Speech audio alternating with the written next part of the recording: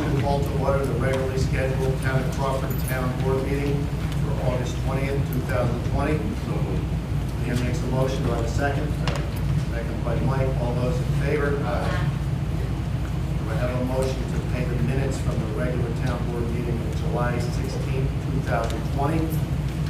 I'll make a motion to approve it. I'll second How many seconds? All those in favor? it. Okay, do I have a motion to pay the bills as audited? Make the motion.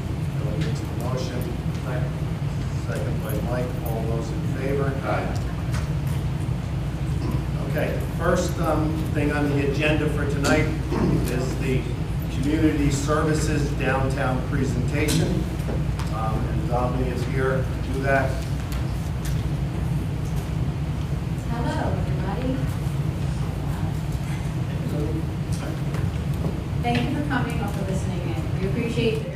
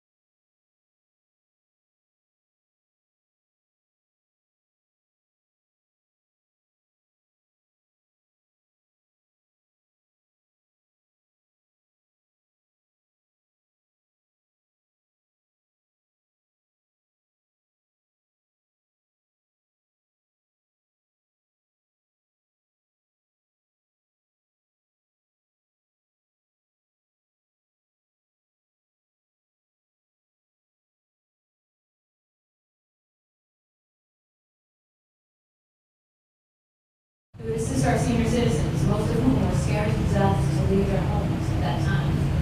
The group literally met at town hall on Wednesday. By the following Monday, there was a program up and running. The initiative provided free food and personal hygiene essentials for our most vulnerable population. The group organized donations in Hanford, taking orders from seniors, collecting, shopping, and delivering essentials to the homes of those most vulnerable. The committee was also tasked with marketing and outreach of the program so that we could service as many seniors as possible. We posted a templated letter, I hope some of you saw it, on social media, that residents could place on the front doors of seniors who lived in the more remote areas. We really wanted to try to reach everyone. Happy to say that the program was a great success. We were able to serve a very large number of seniors who were extremely thankful. We did it for 4 months at town. Throughout the business reopening stages, we supported small businesses in any way we could. We remained in regular contact with them and shared every resource that the state or county offered. We had a phone number they could call us anytime and we would help. We also marketed the way in which each of our local businesses were reopening, posting on social media for each of them, who was open, their current hours, who was doing curbside, who had delivery, who had takeout. And they reached out to us too and thanked us. And we just wanted to do whatever we could because our businesses were having a really hard time to continue to do so. When the public wasn't allowed to eat in restaurants, the parks guys, the big guys, loaded up some picnic tables from the park, brought them over to our Main Street area and gazebo area. I hope some of you saw this. The tables were placed in a socially distant manner. We added tents and lights. It was all done last minute, but we did whatever we could to support the businesses. We invited everybody in town to grab a to-go meal from a local restaurant and join us outside. The Brandells were playing some live music. We all got to eat together and enjoy a good time that was the strangest of times. And it also encouraged folks to come out and support our local restaurants at the same time. As far as events and programs, we are still continuing to host things, even through all weirdness. The Pine Bush Farmers Market is there every Saturday from 9 a.m. to 1 a.m. Please visit. They have some wonderful stuff. Local veggies and fruit are in season here in New York now. There's nothing better, so I encourage you to go over there and do that. They're open from 9 to 1 rain or shine. We were able to host a Summer Youth Leadership Academy. I'm so proud because the town of Crawford was the only municipality that was awarded funding to do so. And that's because we have a great history of running a program that can move with the times, and we're able to make these changes, and the program leaders were able to change, and the kids came in and they wore masks, and they were great, and you're laughing down the hallway, and it just seemed so normal, it was wonderful. The kids did a community service project, putting baskets of flowers in the gazebo, and spent a lot of time writing letters to hospitalized veterans who truly feel the most alone, and again, we're some thanks for that. The summer concert series, again, wonderful. We only had one rain out, tomorrow looks good too, so it's been a really good time. We've been able to do a very understanding community that understands the extra rules that are put in place. We have everybody socially distanced. We have the bands playing both sides of the gazebo now, which is unusual, but it works. Yes. Oh, I'm sorry. Did you miss all that? Okay, sorry. Well, the summer concert series has been able to take place weekly with the help of an understanding community who are very receptive to the extra rules we put in place. We continue with the implementation of the Friendly Visitor Program, which is something that I hope you'll all learn about soon if you haven't already. It's a program that's designed to match volunteers with homebound seniors or disabled adults. The main goal is to assist people so that they are able to age in place and remain in their homes. Volunteer opportunities range and may include a phone call, a visit, or a shopping trip. And I do ask that you each visit the town website and find out more about that and give me a call, and I will be happy to talk to you whether it's the respite that you need as a caregiver or services as a senior, or if you'd like to volunteer. That is your town. As far as small businesses, really excited to announce the First Friday event initiative that has come about. It was spearheaded by a local business owner who's in this room, but I don't know if she wants me to name her, so I won't. But we're very, very happy that she did spearhead this. And now there's a collaboration with the Pine Bishop Area Chamber of Commerce, the town, and a bunch of other small businesses who are getting involved in this. The initiative is to help local businesses. The goal is to help local businesses, and also to give people a fun experience that will transform Pine Bishop into a destination spot once a month, every Friday, the first Friday. Businesses are all encouraged to take part in the event, and we hope that our committee's getting together to plan this. So some of the things they're talking about is showing art, hosting musicians, offering specials at businesses specific to that date. Curated vendors can purchase sidewalk space, so there will be a lot to see and experience. And the hope, this is where it comes full circle and it's really great. The hope is that the vendor fee revenue will go back towards the beautification project for the Pine Bush. So it goes full circle. That is your town too.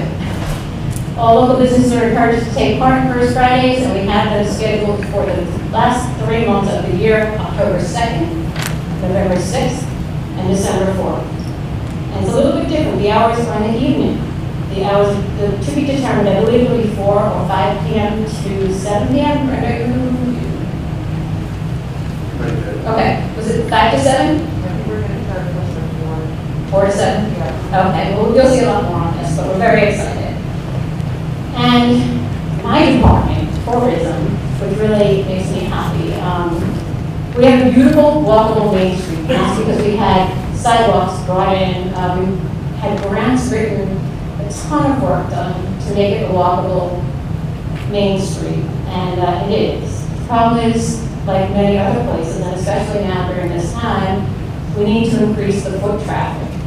If a town can increase tourism, that obviously will generate tourist revenue. That leads to growth and economic development and positive impacts can be felt by small businesses as early as the very first year to get some tourism going. So in order to attract tourism, the municipality must have a draw. Some of you may see where I'm going. Something unique that distinguishes the area from other places, and it must be distinct enough so that people will travel to see it. And we have something like that. As most here know, there is an area in our town that's known as the UFO capital of the East Coast. That's what we got. We received constant calls and inquiries that ask, where's the museum? Where's the UFO center? Where do we go when we come there? We hear that you're known for this. We Google you and then the internet explodes. But where do we go when we come other than that one weekend a year we have the fair? So we're thinking by embracing this concept, it could serve as a catalyst for economic development and tourism, attracting more businesses, which would lead to more jobs and foot traffic. The museum venue would also serve as a source for youth programming and high school student internships that can turn into students' school-to-work credit. We've had a few discussions on this, and it looks like it's something that can really happen, which is also exciting at a time of virtual learning, that the kids can actually maybe come out and learn something in person, work in person. And of course, it can also serve as a venue for additional community events. So hence the idea for the Kindness UFO and Terror Museum on Main Street. The first thing we did was poll local businesses to see how they felt about a possible museum. Our local businesses were overwhelmingly in support of the initiative. They also understand that bringing something that makes us a destination will also bring business. We've been offered a very nice grant by Orange County Tourism to support the project, and have learned since that their additional funding sources are available. We've already received, it's not even over, we're still talking about it, we've already received the offer of a huge sponsorship, and more are already being pledged. All based on just the idea. The project already has the support of the New York State Department of Tourism, representatives of the Orange County Legislature, Orange County Department of Tourism, the Orange County Chamber of Commerce, and our very own local Irish Area Chamber of Commerce. But most importantly, it goes back to the fact that every business that we'll be able to get in touch with, which is most of them, literally signed their names to support the museum initiative. So we're excited about that. I'm looking forward to updates regarding the museum status. That's all I have for you. I do have a few favors to ask of you, and that is for your town. Please consider volunteering for the Friendly Visitor Program. Visit our farmers market on Saturdays from 9 to 1 and invite your friends. Shop and eat locally, please. We have so much here. You hardly have to leave town for anything. Bring your friends. And please attend and encourage others to attend the upcoming First Friday events, October 2nd, November 6th, December 4th. The more people who attend, the more successful these events will be. That's your town. Thank you.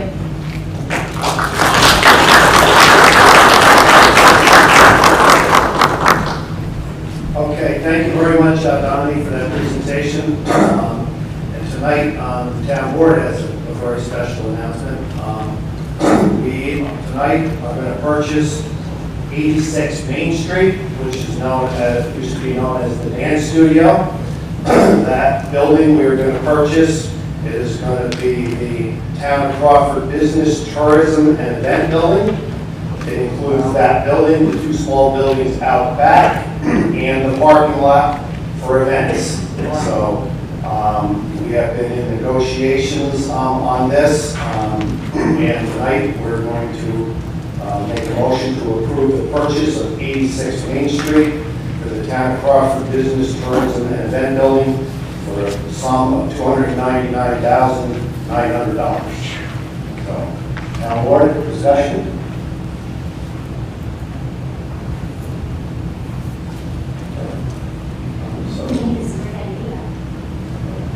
I think it is, comes with the parking lot next door. We can put up tents, we can do events, we can do dinners, we can do Halloween ones, we can do UFO things. We have the inside, we can use it for a youth center.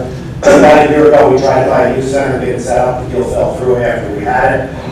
The church decided to keep that building, so we looked at another building, but that didn't work out. So now we're on our third building, and we have received one grant, as Dominique said. We have talked to New York State. We're going to talk to Orange County. I believe our local legislator is talking to them on another grant. So tonight, I would like to make a motion to purchase 86 Main Street for a sum of $299,900. Okay. Subject to attorney review and approval of the contracts.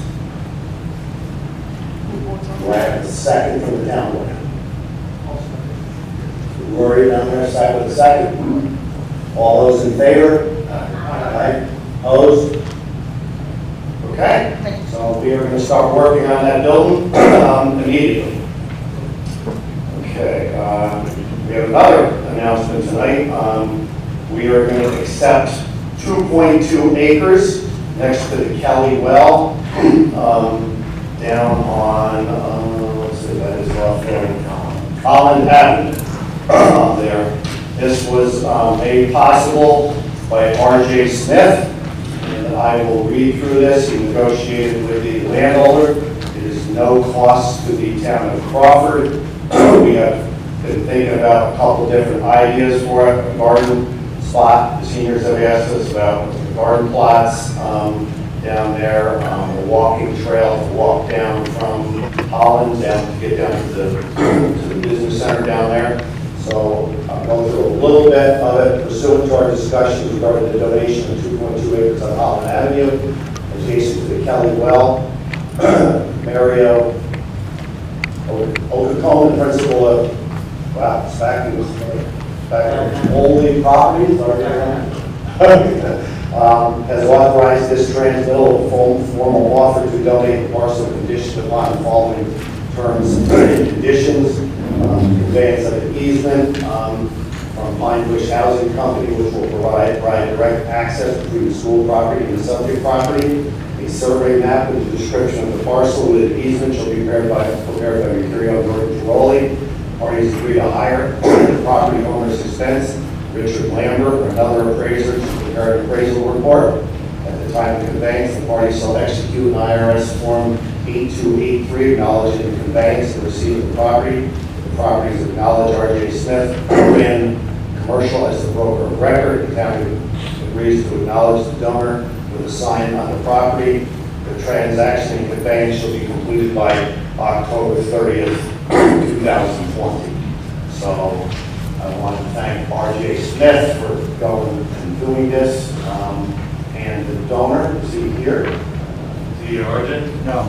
The donor's not here. We will erect the sign there. This is 2.2 acres next to the Kelly Well down there. For years, we've talked about this, trying to connect it as a walking trail or something to get to the business center. So I want to thank R.J. and the owner for doing this donation.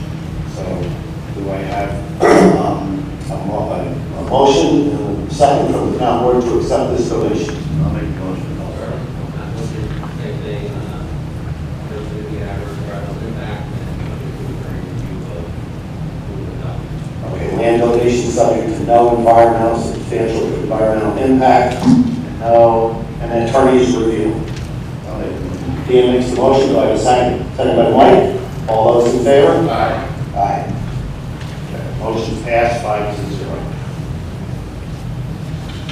So I see here, R.J., are we missing the appraisal or We're negotiating. We didn't see Whitney already, and we're negotiating back and forth on come up with the appraisal line. Okay, a resolution tonight to hire attorneys for the tax certiorari cases. This year we had 8 of them. We hired Paul Goldman from the Goldman Attorneys out of Albany to work on these cases. I need a motion to approve hiring an attorney for the tax certiorari cases. So, Dan makes the motion. Second. Seconded by Kelly. All those in favor? Aye.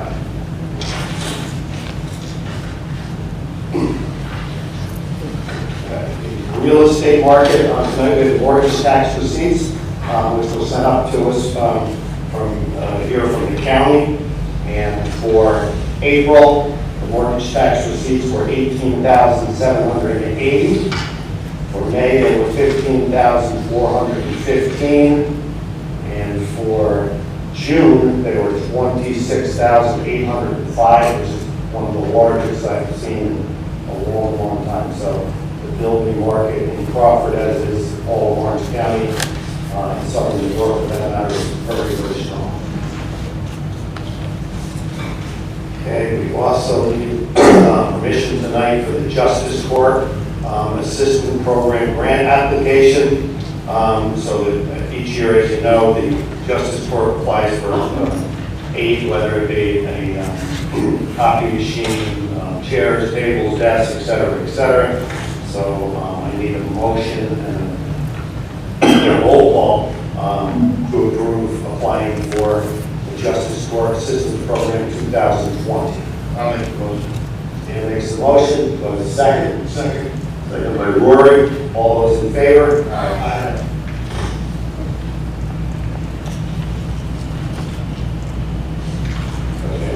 not see the next page there, handheld metal detector, office chair, scanner, shredders, smart TV, 2 tasers, an infection control kiosk, and some sterilizers.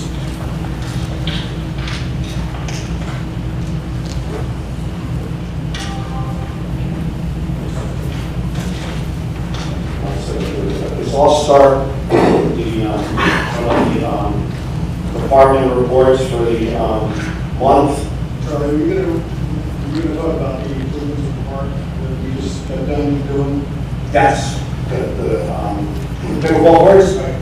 So all us older people here tonight, the town of Crawford, just installed, fixed the old pickleball court, used to be a skateboard park, installed new pickleball court and resurfaced the other pickleball court. It was done by one of the local blacktoppers, the highway department, and the parks department.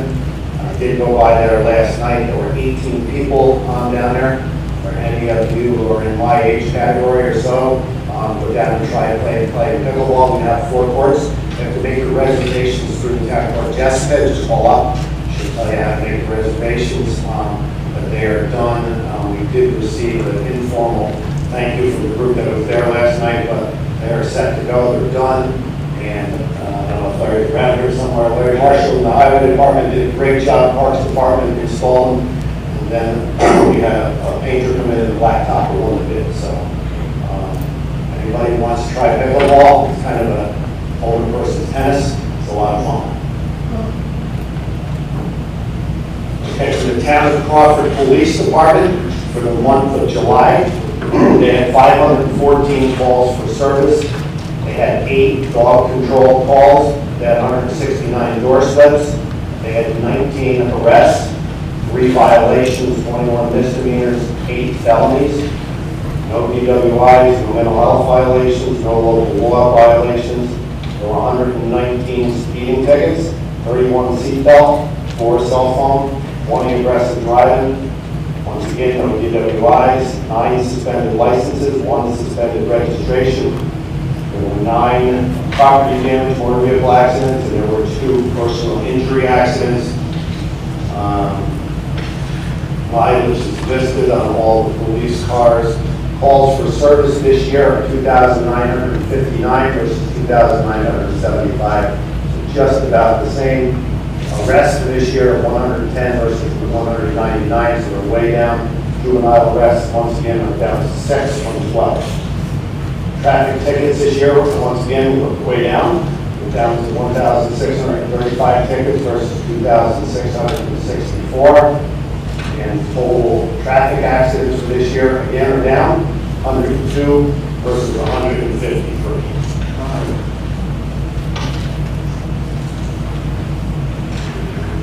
Okay, with all the new laws in New York State regarding police and police patrol and police departments around town of Crawford have been proactive here. They are currently working on an employee survey. Currently being conducted. The department evaluation has been done. It was done July 16, 2020. Town board review and expectations will be done in August. Community survey will be going out in September. Town hall meetings will be in November. Establishment of a police community advisory board will be in December. A draft plan back to the town board will be in February. Town board public hearing will be on February 18, 2021 meeting. And the town board vote on the plan will be March 18, 2021. So this is required by the new New York State rules, and we're in the process of adhering to those rules. Okay, from the building inspector for July 2020, there was one family permit, 6 renovations, 37 total permits, 29 COs, 101 inspections, 8 fire inspections, received a total of $11,981 in revenue. For the year to date, we received $60,191 worth of revenue versus $63,626 last year. For the Okay, the Pine Bush water and sewer reports are in for last month. On it, we had one issue at the pump station on Orange Street. We had EPC inspect the sewer plant on July 14th. We were rated satisfactory. From the water department, worked on the daily well checking, sampling, coliform sampling, VOH recording, resident calls regarding water issues and meter replacements, did a couple of markouts, total 4,969,000 gallons were treated for the month. On it, reporting resident residual was 1.56. We do have a leak in the water tank because the COVID has been delayed. The water department tells me that hopefully it will be fixed this week. We did locate it by a bracket, and we had to switch vendors to do it. They're coming in hopefully, like I said, this week. From the town of Crawford Highway Department for the month of July. They worked on loading tractors, bucket truck, backhoe, repaired different equipment in there. Worked on the town of Crawford Town Park up in Bullville, resurfaced it for when things get back to normal next year. Like I said earlier, worked on the pickleball courts. They also worked on Drexel Drive, Blaha, Little Call Park, Bullville Park, Locust, Edwards. They worked on debris clearing from the storms, etc. That storm that we had, the southern end of the town, the Orange Rock territory was hit. They worked on Orange Street, Town Ward, Blackhawk, Drexel, Red Mills, Mallory, Van Kuren, Searsville, Judson, Youngblood, Gainesville, Ulsterville, Gillespie, Warren, Broome, John, Dickerson, Bullville, and Drexel. Old Patch, North Street, Drexel Drive, Bullville Park, Locust Drive, Edmonds, and Youngblood. Worked with repair signs on Fleury Lane. Worked on culverts on Drexel, Schwen, Locust, Railroad, and Union School. And then worked on the yellow bag garbage pickup. For next month, the town highway department will have a bulk cleanup as we always do. Down off Mallory sewer plant. This year we're adding another thing. We're doing electronics drop-off days. So we've got all your old electronics. You can bring them down in that same day.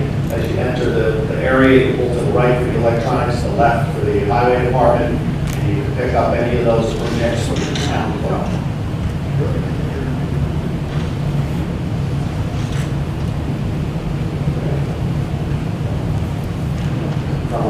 From Donnie Community Services Department, the Summer Youth Leadership Academy was completed. Oversight of youth projects, letters and cards to nursing home residents, the guild program, awarded scholarships from the Walton Savings Bank, the Town of Crawford Summer Concert Series, UFO and Paranormal Speak Conference. UFO, that's been a conference that's been canceled for this year. The fair was canceled. Fair was canceled. Conference is fine. You just joined the conference, I think, too. As Donnie talked about before, the Friendly Visitor Program we're working on the Friday evening, we're continuing with the Friday evening summer concert series. As she announced, we're doing the first Friday concert series. As everybody knows, we're doing the Pine Bush Farmers Market every Saturday from 9 to 1, and ask each of you to hopefully you can stop by. Worked on our Facebook page, the Repair Cafe. She worked with the Orange County Department of Tourism, Chamber of Commerce, Youth Bureau, Department of Health, Pine Bush Central School District, First Fridays, JFS Friendly Visitor, Pine Bush Farmers Market. Okay. So that, I'm going to stop at that point on the agenda. There, we're down through community service. We'll start back up in after the public hearings with safety and security. So, this is fine. So tonight we have two public hearings. The first public hearing at 7:30 is the introductory local law on the mixed-use floating zoning district. And at 7:40, we'll do the introductory local law on the designation of mixed-use floating district number 1. So I received, for the past 30 days, we've been receiving comments in. People have come in to visit me, give me their opinions, asked to explain certain things for them. Recently, we've been receiving emails in. I have in front of me here 26 emails in front of me. 2 have asked to be read out loud tonight. John Trevoli here in the house. John, would you like to come up and read your things first after we open up the public hearing? So I'll make a motion to open the public hearing on the mixed-use loading zoning district. Okay, and this is a continued public hearing, so I guess I'm reopening it again. So do I have a motion? Dave makes a motion, a second. Second by Kelly. All those in favor? Aye. Okay, so John Trevoli has written a letter here. He's a member of the Pine Ridge Water and Sewer District. He's a local engineer here, so he has asked to come and speak tonight. We've got a presentation that he wants to do. Go ahead, Rory. Yeah.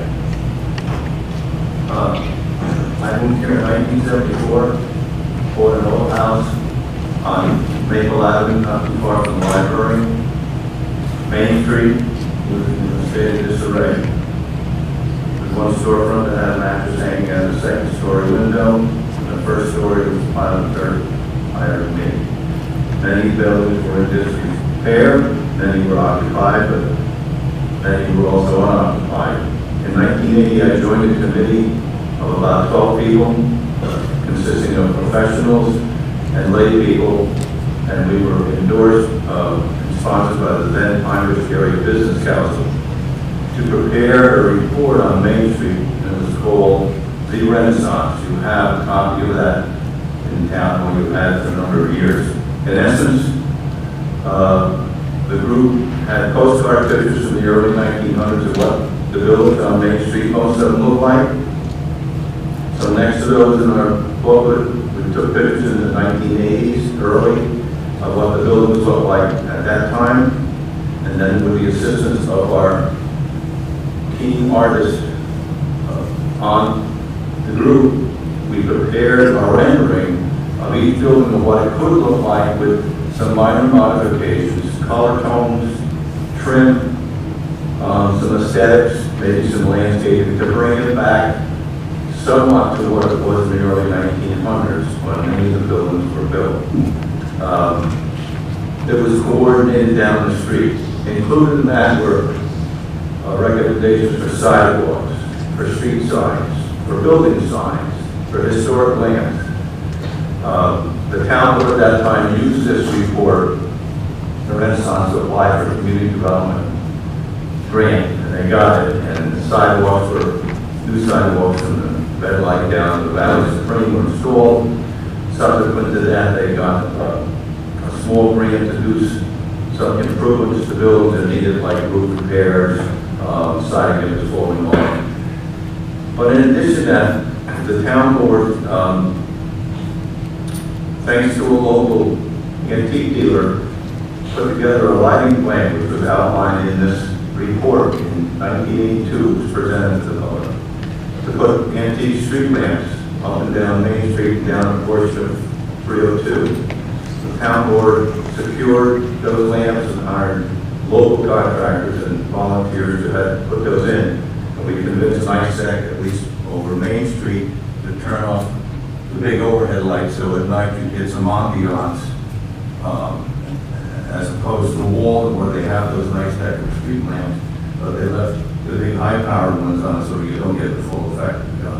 The town board, the town recently, I should say the town board, installed in the Hamlet historic area all historic street signs, black background, white letters, again, asked for in this report.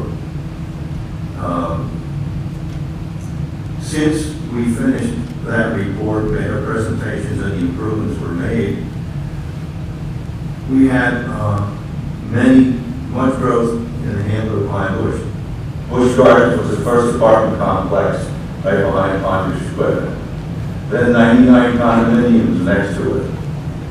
Then over 100 senior citizen apartments further down Boniface Drive. And then lastly, Hanford Supermarket.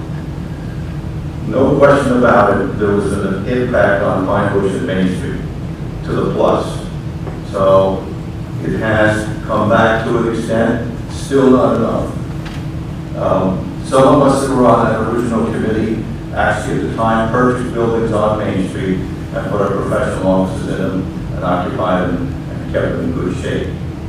So now with the pandemic, I feel there are some businesses that are closed that are not going to come back. We never achieved full occupancy of shops on Main Street. We didn't have to build any new commercial space. There was plenty there. I didn't feel there was enough foot traffic, and I said over the years that Pine Bush needs more affordable apartments and affordable residences in or near Pine Bush to support Main Street. If it doesn't happen, my fear is that it will start little by little to go back to what it was in the early 80s, 50s, 60s, 70s, 80s. So I'm here to support these two proposals tonight for that reason, and really for that reason only. Charlie, you have known me for a lot of years, and you've known me to bug you year after year after year after year saying, for heaven's sakes, don't let Main Street go bad. For those people that support Pine Bush and care about Main Street, I want to thank you all. For this town board and the previous town boards that supported Pine Bush and care about Main Street, I want to thank you too. Thank you for the opportunity.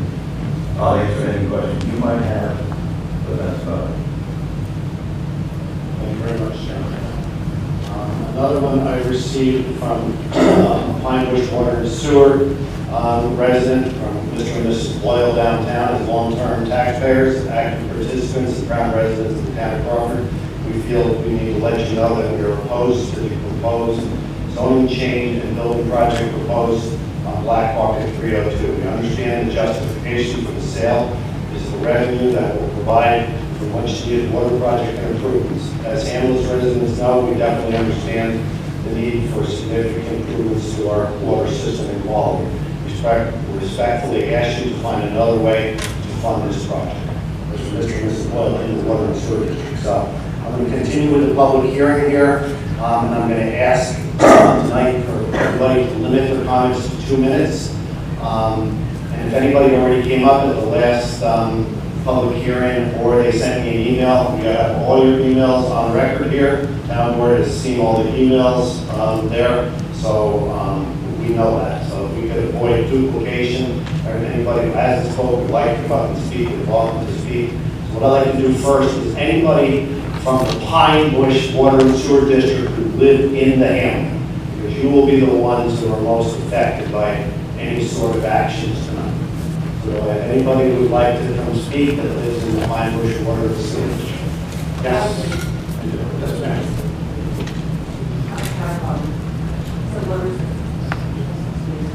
Okay. I would actually like to read this one to you. It's actually significant.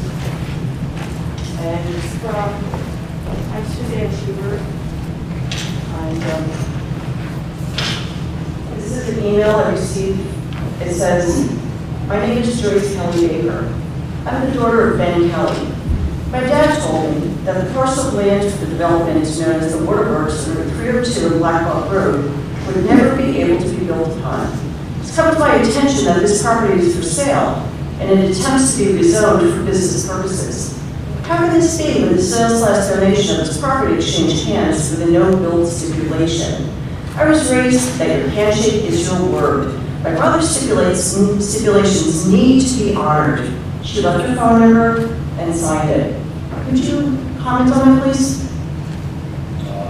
No, obviously, just got this yesterday. Yeah, that's There's nothing yeah. in the deed in regards to this. I've known Ida Kelly, Ben Kelly's wife, for years and years and years. She knew that this property was on the market. She never brought that to any of our attention. So No one knew that property was for the market except for RJ apparently.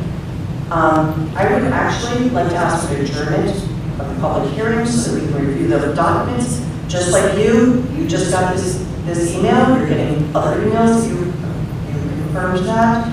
I would request an adjournment because we've not had an opportunity to review documents.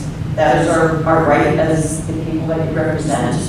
We have requested documentation. We've received none of it except for the things that are available on the internet, which thank you, Jessica, for getting those. Every piece of information we've requested, you have forced us to foil the Freedom of Information Act law. You said that you would be transparent. You have not provided a contract. You have not given us any of the information that we've asked for. There's obviously amendments to the contracts. What are the requirements of the sale? We haven't asked, we haven't gotten any of the resolutions to the contract. We don't have a title report. We asked for correspondence emails, the SEQR application, environmental impact on our community and our town. That's going to happen by the changing of the zoning. The appraisals have also not been reported. Obviously, this is park value for 7.9 acres has a very different value than floating mixed-use property. Thank you, because I think Mr. Trolley had paid advertising, got to speak for plenty long. I appreciate everything that he's done for Main Street, but doesn't this gentleman over here work for the same Trolley, or what are the, Mr. Marshall, what company do you work for? Is that a conflict of interest? And I just want to say that there seems as though that I have concerns that the town that we all love and live in will go out of its way to make new zoning laws. These are zoning laws that are not currently on the books. We are creating zoning laws to accommodate a buyer. I've looked at the minutes. If you want to have a house with a color paint that you don't, that the board does not approve of, you have to come to 3 meetings. If you want to put a pool, above ground pool in your yard, you have to come to 3 meetings. People apply in May. They want to put their pool up so their children can go in the sun and can go in the water and enjoy sloshing around above ground pool. They don't get it in until August. And yet, we will accommodate a potential buyer and increase the value of his property significantly. I'd like to see the appraisals before and after this zoning change. I think that that's fair. Anybody not agree with that? Here is our need for money for the water district. Why are we giving away the value added? By the way, the only people in this room that did not abide by the same rules you asked us to when we came here are sitting together. These are the only people that are not abiding by the social distancing. The only people that move their chairs. Thank you very much. Do I get the same amount of time as Mr. Trolley? Thank you. I have other things. But I want to request an adjournment, and then I want to request a permissive resolution. Okay. Could you please do that? Would you? Yeah. Because we have, the board has the right, and excuse me, please correct me if I'm wrong. The board has the right at any time, for any reason, to reject an offer on any property, right? Okay, there's number one. Number two, the board has the power and right to reject an offer on property because you're asking for a zoning change. Is that correct? Especially if it's for something you have a zoning law for. And the third one is the community has the right to ask for a permissive referendum, and that's what we want. There are 1,200 people that I can tell you right now that have found out in the last 2 weeks what you're trying to pull, and nobody's happy. And also, while we're at it, if the district is in such need of money, we sold property at the end of Collins and Morgan. Did anybody know that was for sale? No. Okay, well, here they, the town sold, Just for, the town sold. Am I wrong? Did the town board not recently sell off other assets that belong to the water district out by County Board? Is that a yes? I can't hear that. Did the town recently sell other water district property out by County Board Avenue? 2 years ago, yes. Okay, did it recently get subdivided? Are they now going to put 3 houses in? 2 or 3, I don't know. You don't know, I really do minutes, they're going to put in a couple houses. But nobody knew that was for sale, and if you are desperate need of money, why not advertise it? And if you're going to let them subdivide it, because at last I knew, the subdivision takes a long time, why not allow the subdivision to occur at the town level and then sell 3 properties? I would call that, just good business. Charlie, we go over our 2 minutes. Thank you, Rory. Yeah, She said Lord, and I was just Suzanne, I will say, Suzanne. It was advertised for months on that property. That was one of the things, by the way, I foiled, is the advertisements.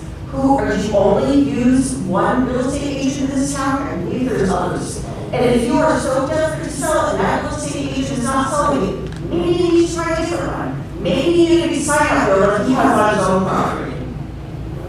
I'm asking for adjournment, and I'm asking for a consideration referendum. And if you can't do that, I want to know why.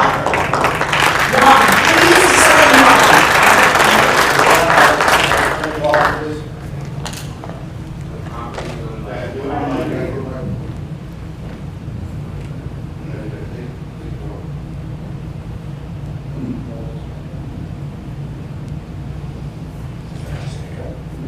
When a property is owned by a water district, there is no authority for the town board to hold a referendum or administer a referendum.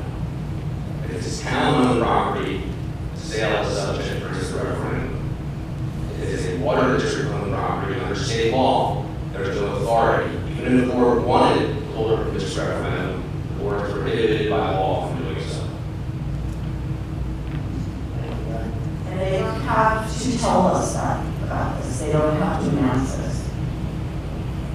Another question is, was the moving of this meeting to this location advertised appropriately? Was it in the newspapers? Which ones? Because again, that's another thing I haven't foiled. Which newspapers do you use? I don't even have that information. Every question I have, you talk about transparency.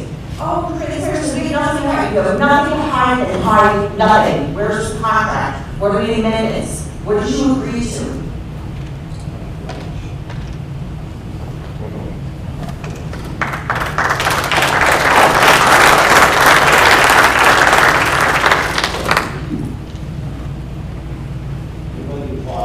They really lost the issues around microphones. Go ahead, I know somebody else raised money, raised their hand to speak on who lives in water and sewage.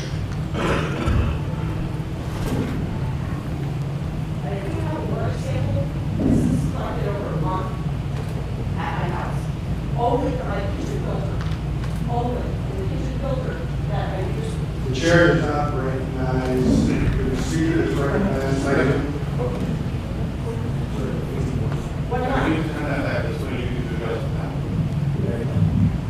All right, born and raised, Farmers, New York, 61 years. You need to face the rest now. Okay, I'm going to take a little drive down memory lane to put some context into this meeting. Starting up on 302. Well, first of all, let me start by saying the last meeting I was at, I was constantly interrupted. Tried to give a speech that was nothing but one interruption after another, fractured my free right to speech, didn't get my message out. Unfortunately, we're going to have a beat to that. I know you guys don't want to hear it, but in this form, you're not going to be able to interrupt me and deny my right to be heard. Now I'm going to take a ride down memory lane. I'm going to start at the top of 302 at our beautiful view that but it's being blocked by the trees that have just been planted. There's spruce trees and hemlock trees. They'll grow 30 feet. I would appreciate no interruptions. I don't want me to be a last week. Turn and take some water and go me interrupt. Don't try to address that because I addressed you last week. We were at board. It was board you addressed. I was blown off every board meeting I came when I gave my concerns. Those trees are going to grow 30 to 40 feet. Who's going to pay to cut them down? It killed the view of the mountain. And we go down to the church, the Red Light Church. That church band bells every 15 minutes for 2 years. We put up with it for a year. We came down here. We dropped reality on their lap. They said they'd do something. Nothing was done. Nothing. We finally sent a little old lady up there. She stood up against 3 deacons and a headstrong preacher. And she managed to work out a deal. Not only ran twice a day. But they ran for a year after we came here. Every 15 minutes. Who does that? Okay, then we're going to come down to this farm they just put in. And I know you people aren't going to want to hear this, but I'm going to say, just as an observant citizen, I drive down the road twice a day to work. I notice they want to put a kennel in. They want to board dogs. Come to the meeting.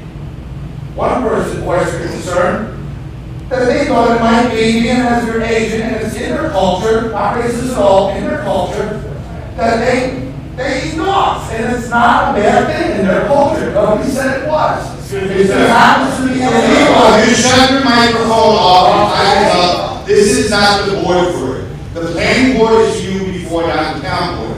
This is uncalled for. This is uncalled for. It's not the right place. I'm going to ask you kindly to please thank you. You have my time. Both sides. I'm going to address the issue at the public hearing. It's a zoning change. It's not. No, that's what they said last time. Right. This is a zoning change. We're talking about history. Your history. During public participation, you can bring that up. This is a public hearing. You're going to call me again? Yes. Thank you. Okay, anybody else from the water and sewer district would like to speak?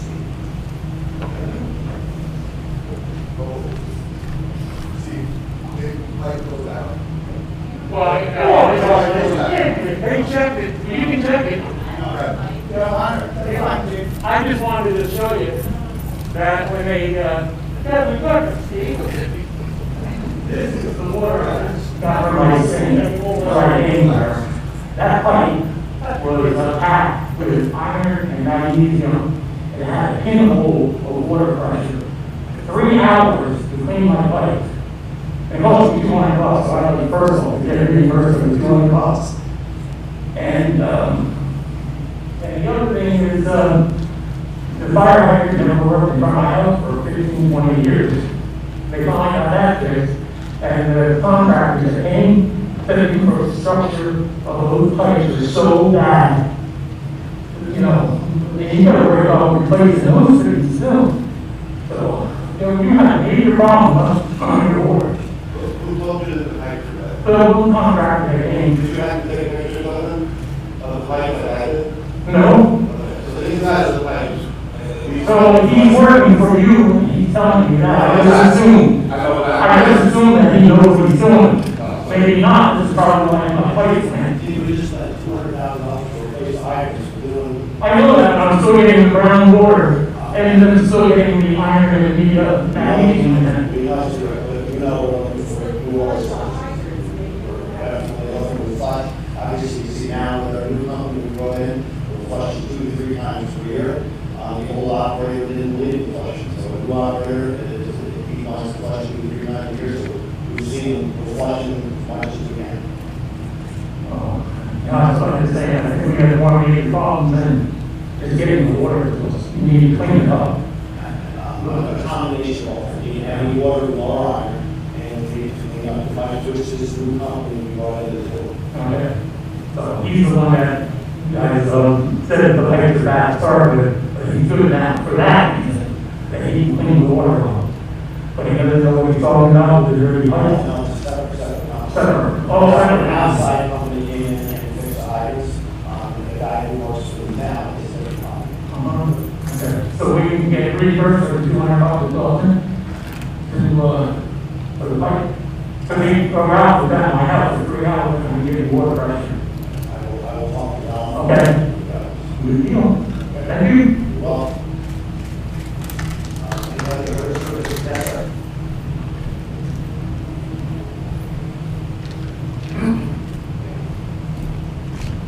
Good afternoon. My name is Jim Eames, I live in the district, water district. I'm bringing back the zoning, this scrutiny spot zoning. And I believe the courts and the lodgers, the third town. The evidence reveals the zoning is not enacted, benefit the community as a whole, or was enacted without regard to the community. Rezoning will fail to meet the comprehensive plan requirements. And I just wanted to add it on the record. Thank you. Next, any town of Crawford residents who didn't speak previously are welcome to come up and speak. Please speak to the board, give the town clerk your name. Trying to get everybody to come here, so if you're limited to 2 minutes, that would be approved. That's it.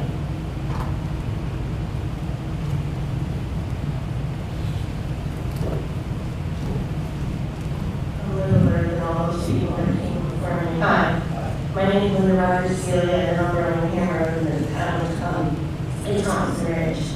I've been a resident of this town for 31 years. My husband and I live at home in Thompson Ridge. We raised 2 children here. I taught in this community for over 25 years, and I call this town my home. I just want to say that I have put my faith in this board. I think that you have always been honest and open with us and have treated me with integrity. And I have questioned Charlie. I speak with you all the time, and I feel that you always give me an honest answer. I would just like to say I am against this zoning because I really don't think that a change of that paramount would be beneficial to our town. And I do know that the board will make the right decision, and I thank you for your time. Yes, sir, back.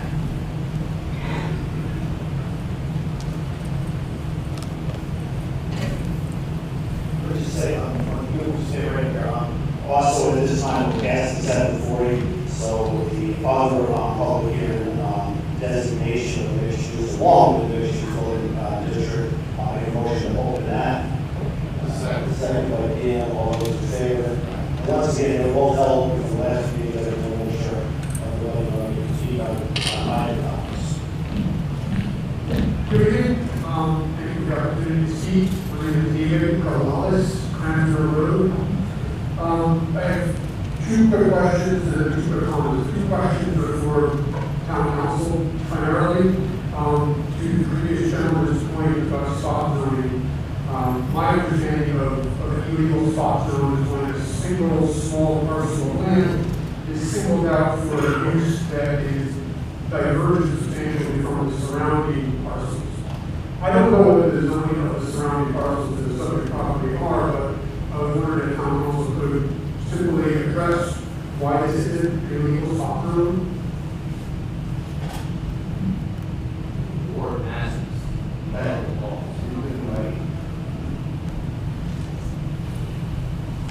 You guys have an extra microphone, the attorney? If the board passes these local laws, it will be based on the determination that it is in public interest, and therefore it's not stop zoning for that reason. Even though the use classification will diverge from the surrounding parcels, even though the zoning only impacts one particular owner on one particular parcel. That is correct. And in this case, the surrounding parcels are zoned business district, so the mixed use zoning in the district is similar to the surrounding parcels.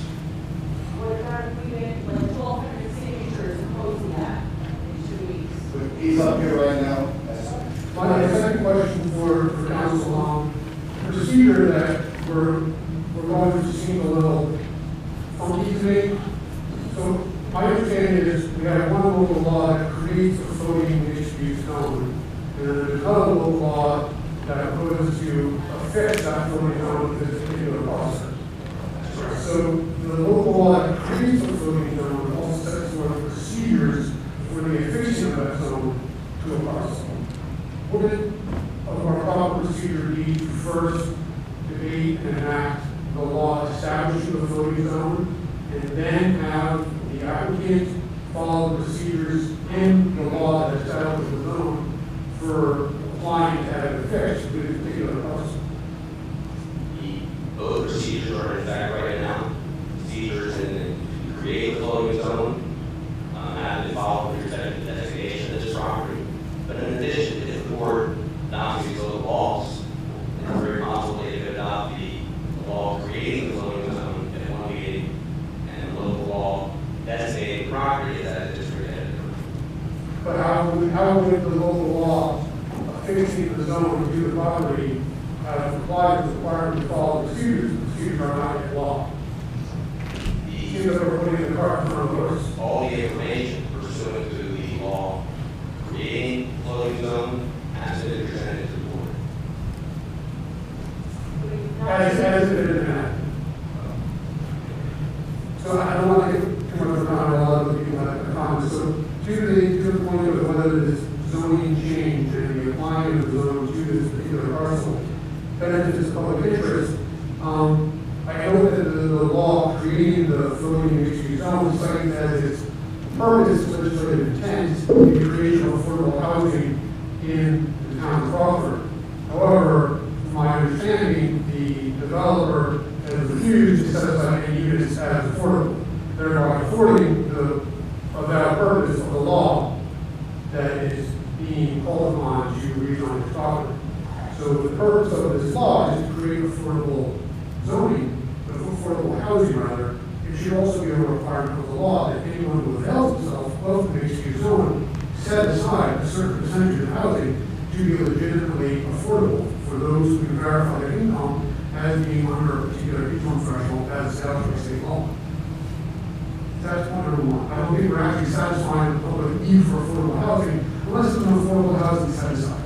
These are difficult economic times and market rates aren't necessarily affordable rates. My second point concerns traffic. As I said previously, it's a particularly dangerous and congested area, especially when schools coming in and out. And I don't think it will be responsible for the board to approve this zoning change before undertaking your traffic study. Once the zoning change goes into effect, we've let the horse out of the barn. There's going to be something there that's going to have an enormous impact on traffic. When you increase traffic, you increase traffic accidents. When you increase traffic accidents, you increase traffic fatalities. So there needs to be a comprehensive study of how many more deaths do we expect from this project, and does the economic impact of the project justify those traffic fatalities that we are inviting right outside of our high school? Thank you. Well, in the handouts, just handouts are here. There's a traffic study that was done by the applicant's engineer there, so it is here in the handouts. I don't know where the handouts are, but we have noted those numbers for it. Susan, the one of these handouts, there's a traffic study handout there. Yes, Angelina there, so it's definitely the one. And you asked for something else in appraisal value, that's also there. Okay, next. Okay, Al, sorry, yes.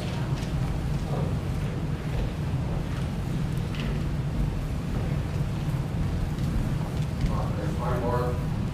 I'm working for Island on a drive. I read it.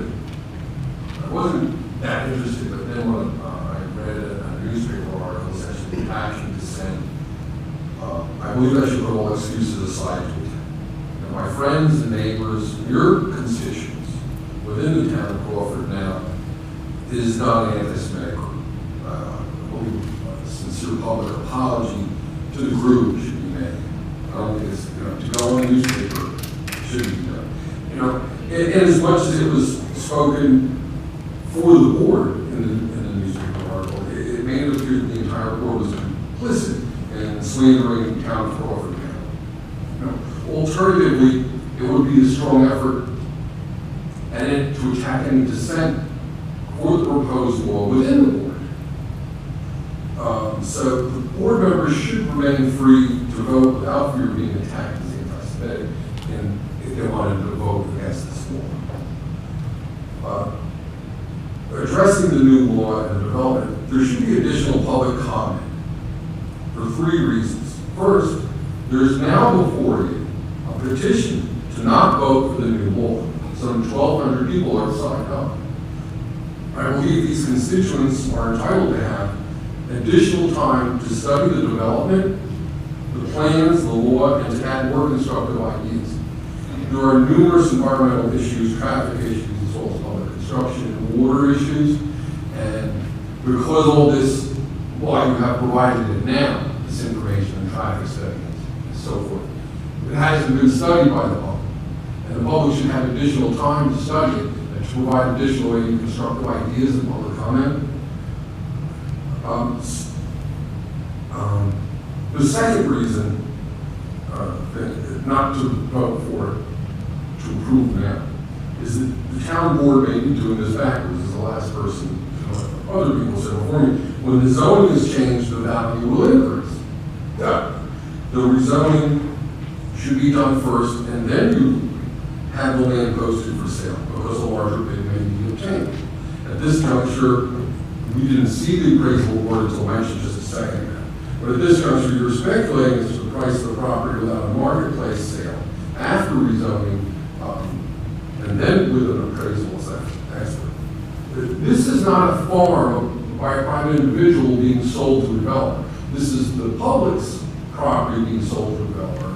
And therefore, there's a greater fiduciary duty, I believe, to allow public comment and adjourn this so that there can be additional public comment.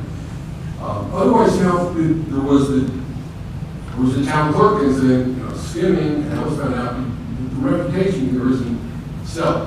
I know you're trying, but let the public have additional time. Third, the current buyer is a developer who will sell the properties after construction, or maybe even during construction. The new zoning should require that the proposed uses of the structures outside the apartment buildings are continued. Moreover, the analysis of the tax consequences after the property is resold. In other words, if you look at the proposed law, it says at section 25.2 or 2A subpart B, any other use permitted by the town board upon its designation of certain properties in any district. It's like you decided not to decide what this is going to be. It's a catch-all phrase. And that worries the public. And maybe the public should have more time to study this and consider what those words mean. They're vague. And we don't know what the use of the new buyer from the developer will be. There's no analysis. So there should be added to the new zoning law a clause that none of these structures outside the apartments can be used for tax-exempt purposes or obtain any tax exemptions. Because we don't know what the tax impacts will be. There's no analysis how the apartment's property taxes will be affected by designations as low-income housing or some other kind of housing or normal housing. What's the buyer or the buyer's buyer or whoever ends up owning these properties in 5, 10 years is going to do? In fact, the new owner could say, this will be a men's homeless shelter. And from the town saying any purpose whatsoever, we're not going to have one. And the town should have, and maybe this zoning law is so vague, the town would have no recourse. Finally, I live downhill from the proposed development, and I can tell you that the garden apartments built a drainage ditch at the bottom of the hill that runs from behind their buildings and then along the boundary between with Boniface condominiums. And when that rain's heavy, that ditch is 10 inches deep and fills with water that runs like a stream down past my unit to the apartment's driveway in Boniface Drive. I fear that the water discharge will be much greater and flood the residents downhill from that development, including my condominium unit, And I did see that on the handout they gave you the map, and that corner that is to be the only corner of the lot that is to be developed is the one that's at the downhill portion. The protected areas, the other corners are protectable. One's an upper unit, and then the other two, one's a well, and one's the cell tower. But the fourth corner is facing me, and facing down, and that should be addressed. And I'd like to see something further would be done there. That's all I have.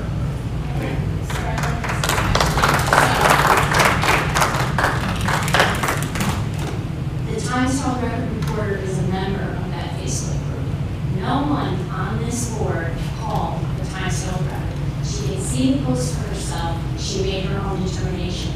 I'm not going to apologize for something someone else saw, a reporter, and reported. Asking us to apologize for that is ridiculous.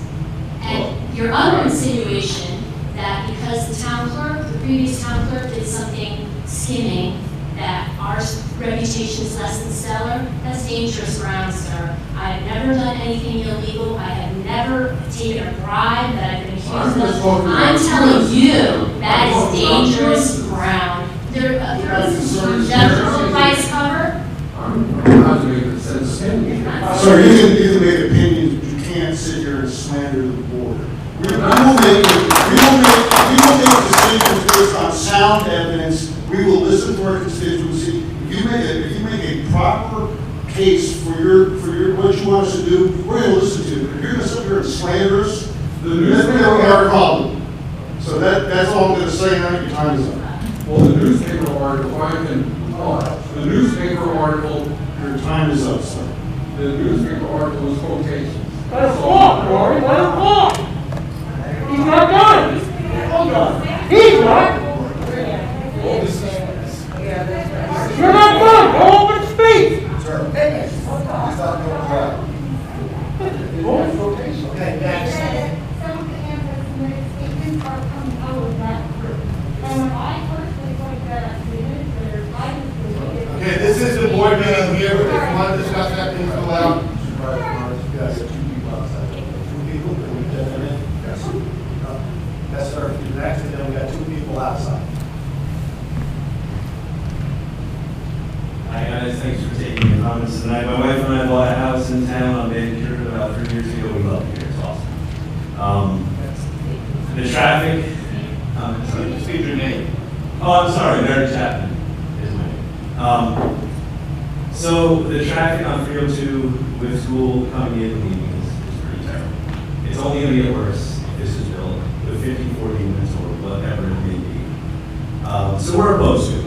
So we just want that to be known. But I did have a few questions if you guys can answer them.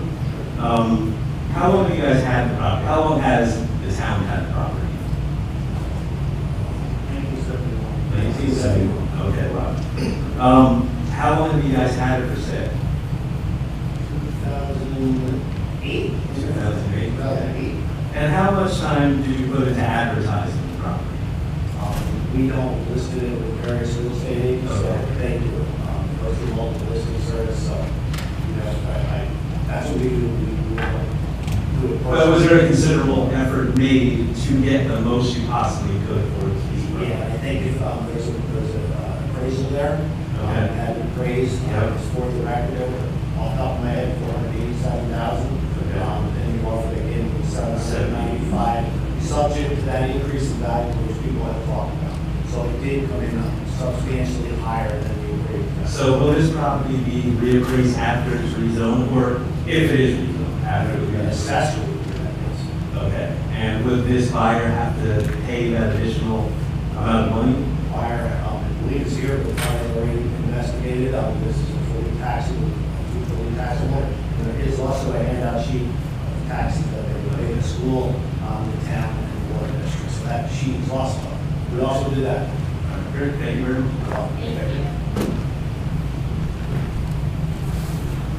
Anyone else? Two people came in from outside. Yes, sir, come on in.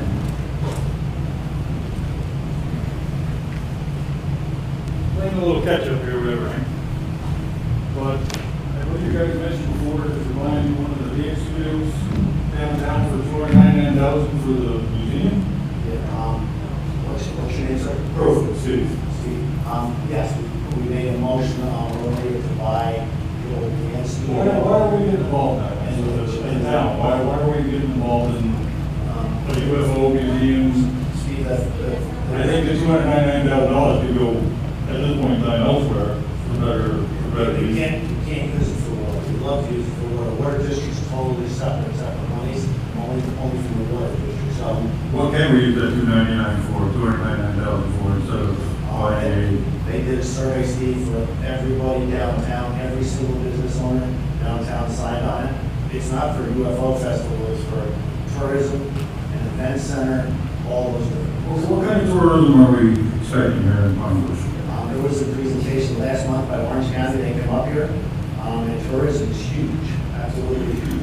Well, that's during the pandemic, everyone get out of the city and so on and so forth. So we got plenty of people coming here, basically spread the crap, or that. I like town the way it is. I'm not looking to turn it into a little town or any other bigger town around here.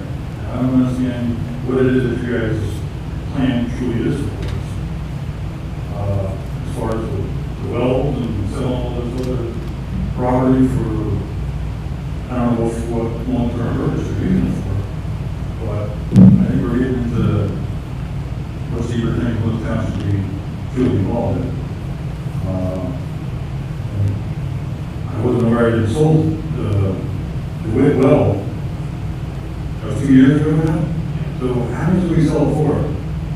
I know we paid like $350,000 for it, knowing it was sold for well, which we spent who knows how many more hundreds of thousands of dollars trying to clear it up, which never did. So that was a waste. It was a waste. It got us through a certain period. We, the Department of Health, engineers signed off on it. It went more and more sulfur. It is what it is. Right, that's what I said, but I mean, and last water meeting 2 years ago, you guys talked about getting money from the water source from the county. We got $2.5 million profit. And what's the? It's in another meeting, Dan and I and the county, the other day, and we're still receiving running the water line out to the county land, and there's 3 wells out there. So that's what we're doing. If we come up with, also we have an alternative proposal, Howard Boyce has allowed in drilling on his property there, and initial results are good, and if there was good water right there, we could get it stopped at the Boyce Street. We would have to go to the state, obviously, and ask them, and we have the money to run to the Boyce Street instead. So right now, we're running out along 52. We put a T by the Boyce Street. Hopefully, the Boyce Street comes in. If we don't, we have to keep going out to the county land. This new apartment complex or whatever that's proposed, is this going to supply by town water? During the So at this point in time, we have, you're telling me that we have a water shortage. We actually, That we did not possibly, that's why the last attempt at developing that property was shut down because of the water. No water. We haven't gotten any more water, so why is this even being tabled at this point? right now, we have more than enough water, but not when the well's out. The Department of Health rules that when one well is down, you have to have X amount of water. We don't meet that qualification on 3 days, last month of July. We were in violation 3 days. That's the way the Department of Health rules on it. Right now, we have enough 3 days we were in violation. But obviously, during the pandemic right now, water consumption's down because the school's not Everything that runs, so as I said, so during regular times, do we have enough water to take on the? With our 3 remaining wells, yes, the well went down, no. So if well went down, we don't have a plan on that, so like I said, without another water supply, that shouldn't even be on the table, that whole housing. That's my opinion. Okay. And other than that, there you go. Okay, thank you. Thank you.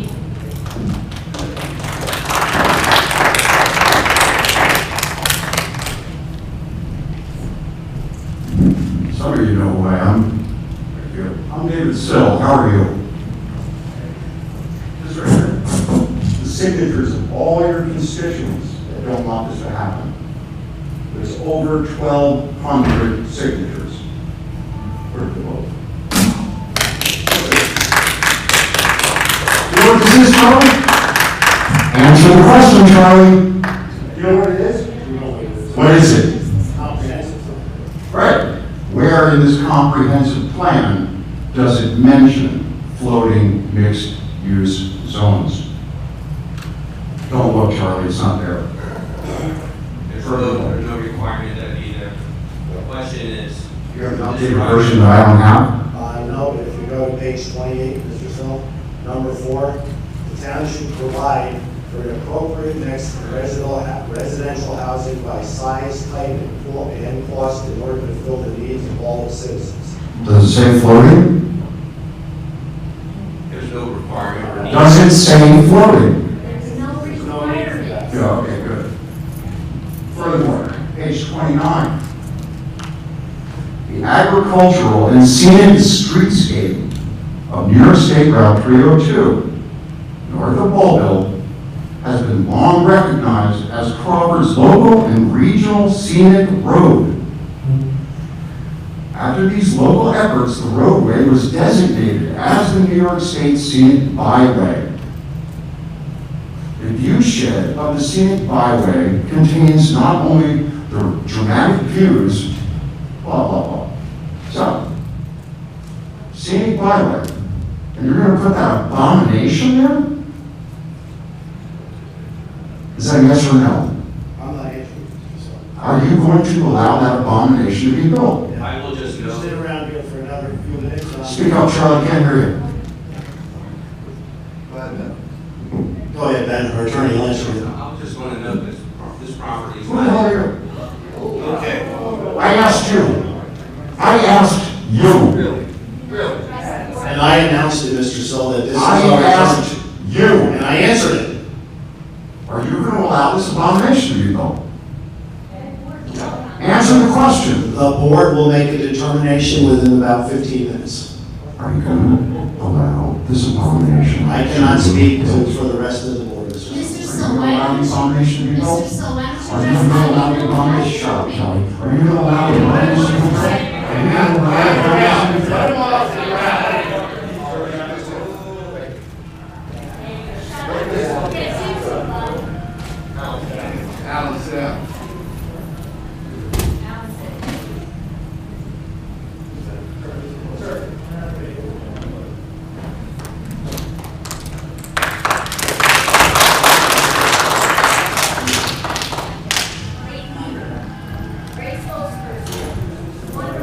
Anybody else would like to speak before the town board makes a determination tonight? Yes, sir. Oh, wait a minute. I'll do we're going to do your public participation. Let me get to that. I'll just finish the public hearing. Yes, sir.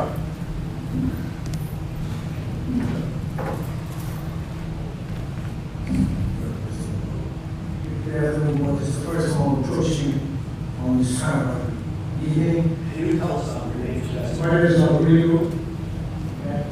I found out about what's going on, and it was very concerning to me, especially tonight when you guys are making this major vote. And I want you to really consider, although this happens to me, there's so many people that are really against this for a lot of different reasons. And I understand it's a financial issue, but I think tonight, maybe is not the time to make this decision. I feel maybe you should delay it and investigate this more and other outlets on how we can raise the money. If we need the wells that bad. Plus, what you're putting in is going to be using more water anyway. And I don't agree with you're changing a lot of laws here. And I don't think that's something we need to do tonight. At least let's investigate this a little further. I mean, obviously, you guys have a big responsibility here. I know you're doing what's best for the town, and you believe what's best for the town. But the town is the people, and the people are agree with this decision. You have to listen to us. You have to pay attention to us. I know you voted you in. I got that part. Okay, and I just, I'm a little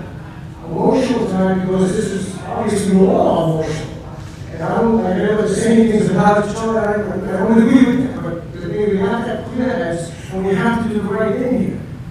You don't have to make this decision tonight. Am I correct in that? Well, on my recommendation, I'm sure there's 1,000 people that would say the same thing. Why don't you postpone this? And let's investigate this a little bit more. Let's go forward. It's only how many months have we been working with this now? This thing started back in January. So it's, and this is going to affect the town forever. Forever. So this is something that I really think we should reinvestigate. Let's get more people. There's a lot of intelligent people out there that give great ideas. And as far as the wells go, we can work something out, I'm sure. Well, some of the piece of property to make the money isn't what I think we want. You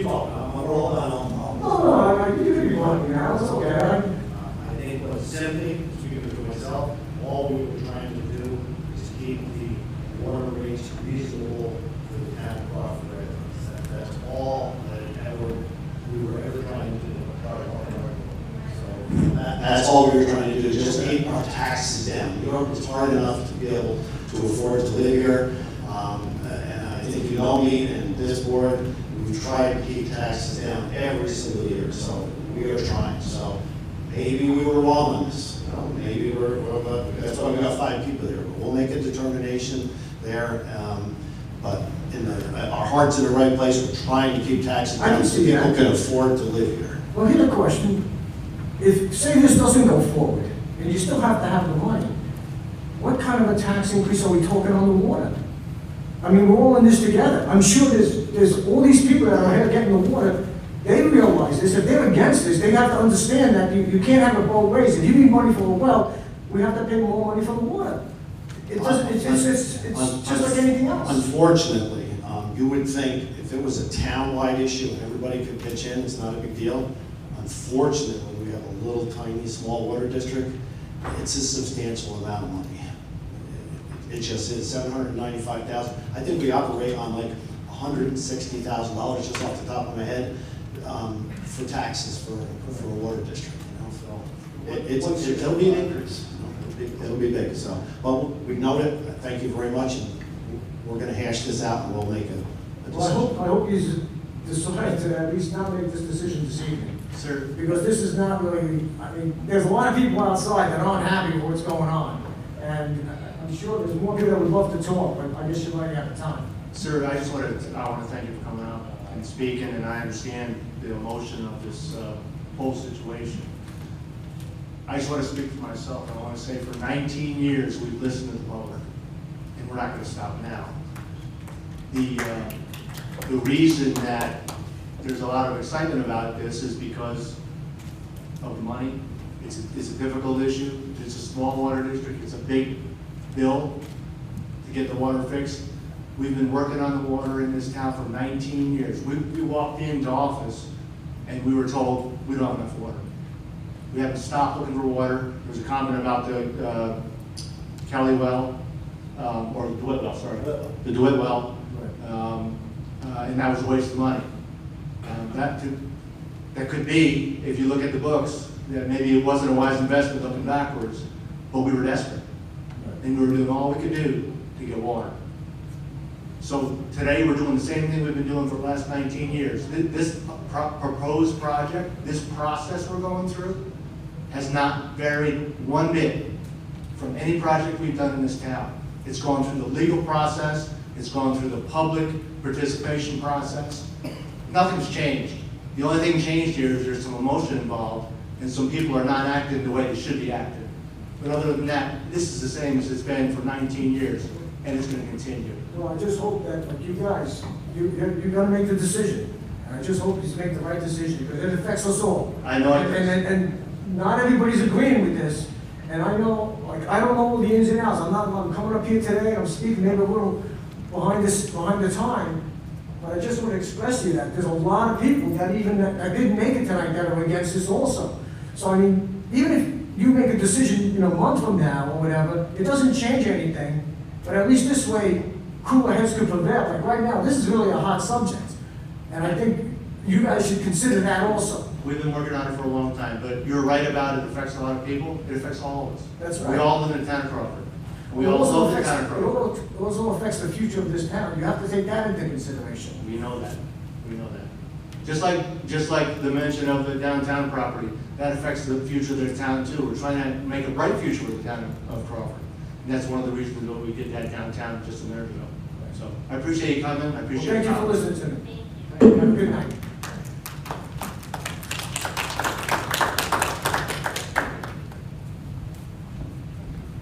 Hello, my name is Chris Ogden. I'm a local resident of the town of Crawford. I live in Thompson Ridge.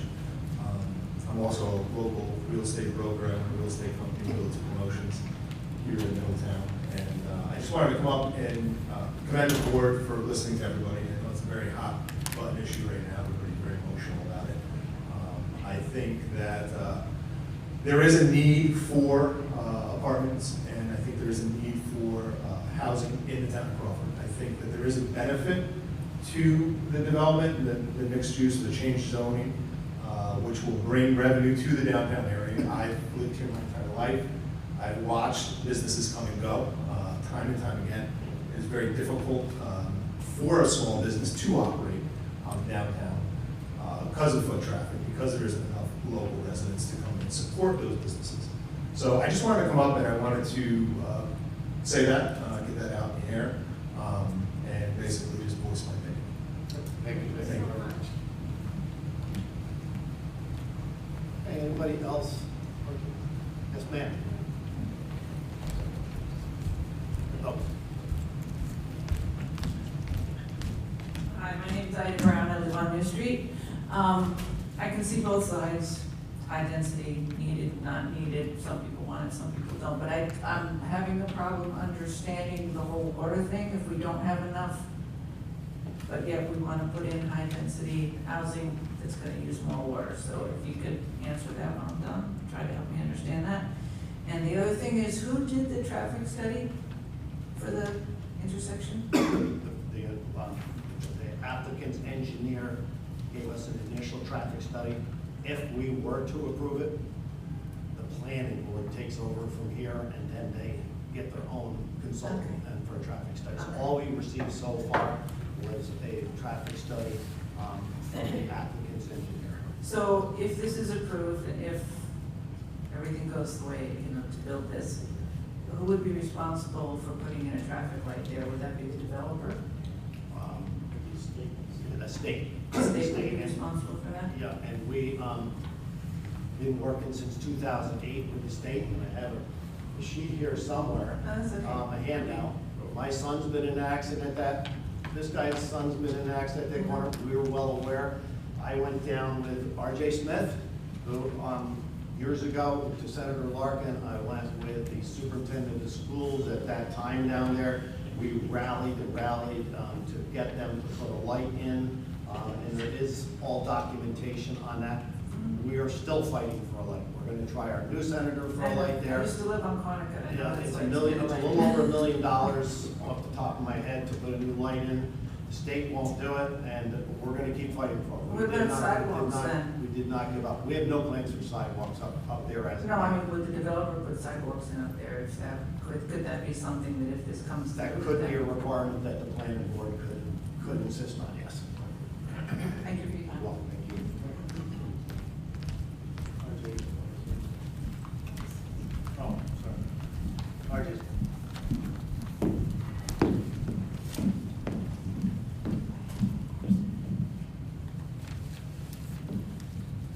Hello. My name is Isabella Sapio.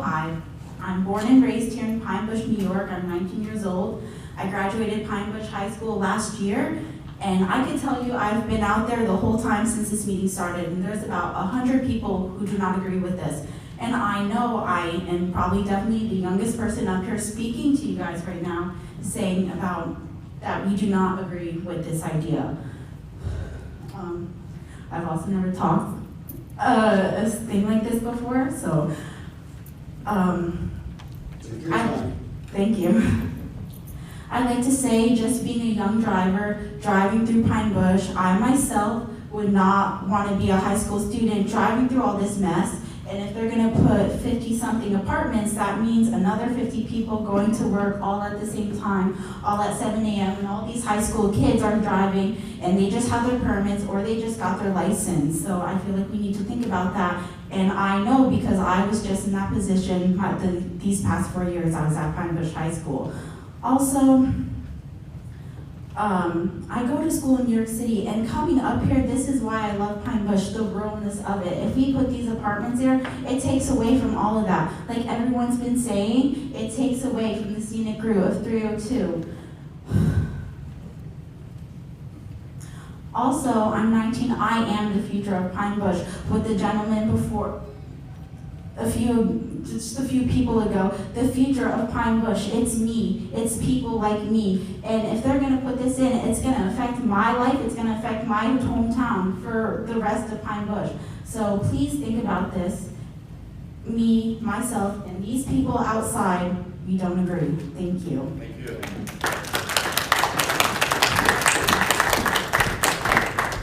Before we, RJ, stand up, excuse me, RJ.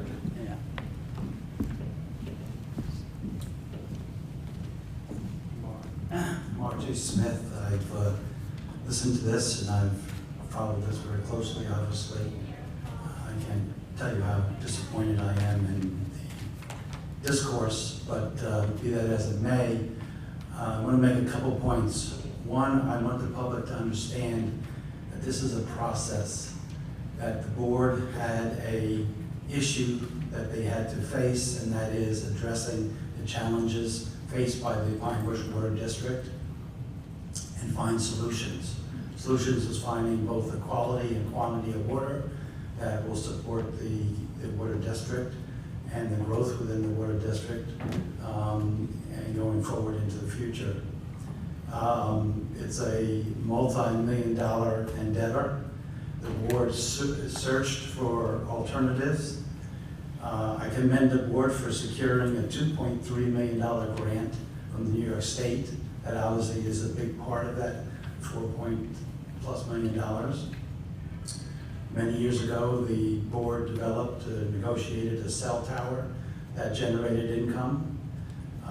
This is one alternative of selling off some of the extra land.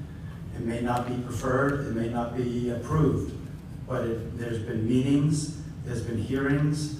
If there weren't hearings, there wouldn't be this turnout. So this is part of the process. It's not a decision made, it's part of the process. I also want to say, my family moved to this town in 1720.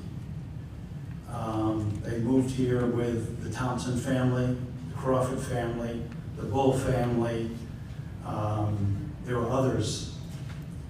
If they had the attitude that they did not want growth and did not want to share their community with newcomers, with others, the thousands of people who signed this petition or who have attended these meetings would not be living here.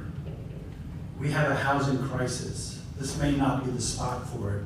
There are other spots in town. We have our children, just like Izzy, who was just up here, who want to come back here and live and can't afford to live here, or can't even find an apartment if they can afford to live here. So irregardless of this, we have a housing crisis. And as John Turley said, we don't have enough feet on the street to support the businesses. So if we're going to have a vibrant community, we can't close the doors and be disingenuous and say, we have ours, you can't have any of it. We have to be open, welcoming, and do the right thing. And I thank the board for their efforts and their ongoing efforts to solve the problems of the water district. Thank you. Okay, Larry. Larry, before I close the public hearing, would you like to come address the board or the applicant before I close this out? Yeah, you wouldn't mind. We would like Mr. Marshall to address and Mr. Schwartz to address. If you could come up and stand there, that would be fine.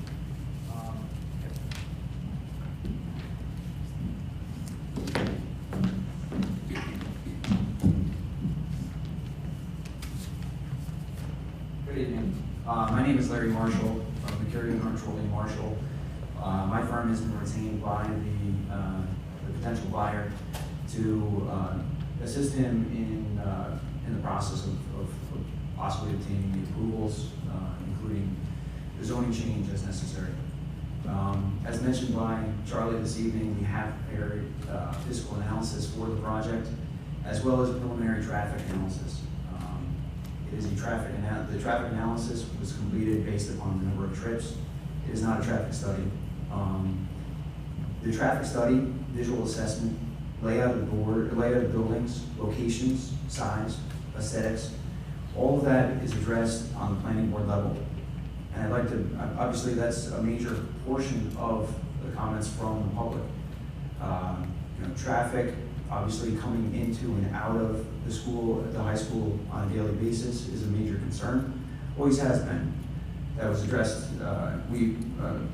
members of the board, as well as members of the local community, attempted to obtain a light from DOT when they redid 302. That was denied. A full traffic analysis, traffic study will be completed as part of this project if it is ever progressed to that point. It hasn't been because we're not at that level. I'd like to address some of the concerns that I've heard around the community. One, this is 27 one-bedroom and 27 two-bedroom apartments, each containing one kitchen, not two, each market rate, and open for rental by anybody in that would like to. It is not a closed community. It is open to everybody. The buildings, the proposed apartment buildings, are set well behind the existing well houses that are on the property. If you look down the lane that accesses the site that the water department utilizes, you can see a couple small buildings. The nearest building to Route 302 would be located approximately 100 feet behind those buildings. I did see a picture, a photoshopped picture showing the building right on 302. Obviously, zoning does not permit that in any regard. The minimum setback from the center line of the road proposed by the MU zoning district is 100 feet. So no building would be located any closer than 100 feet. As commercial spaces require visibility, easy in and easy out, that's where the commercial space would be proposed. So the aesthetic impact obviously will be fully assessed by the planning board if we ever reach that level. I provided as I mentioned, I provided a fiscal analysis. That's an engineer's version, so pick it apart as you would like to. But based upon my assessment, utilizing existing commercial spaces within the community, as well as similar projects in neighboring municipalities, over a 20-year period, this could have almost an $8 million impact on the school district, the water district, and the town of Crawford. And obviously, that's a substantial amount of money that's being infused into those governments. That doesn't analyze the impacts of having what we analyzed as approximately 100 people added to the community. As several other presenters or speakers this evening mentioned, foot traffic is important. If we could add 100 people to Main Street, that may turn a financially insolvent business into profitable, and it may allow them to stay. So, with that, I would like to, if the board is okay, I would like to invite the potential buyer of the property, Moses Schwartz, to speak, if that's okay with the board. Supervisor, I have copies of the text.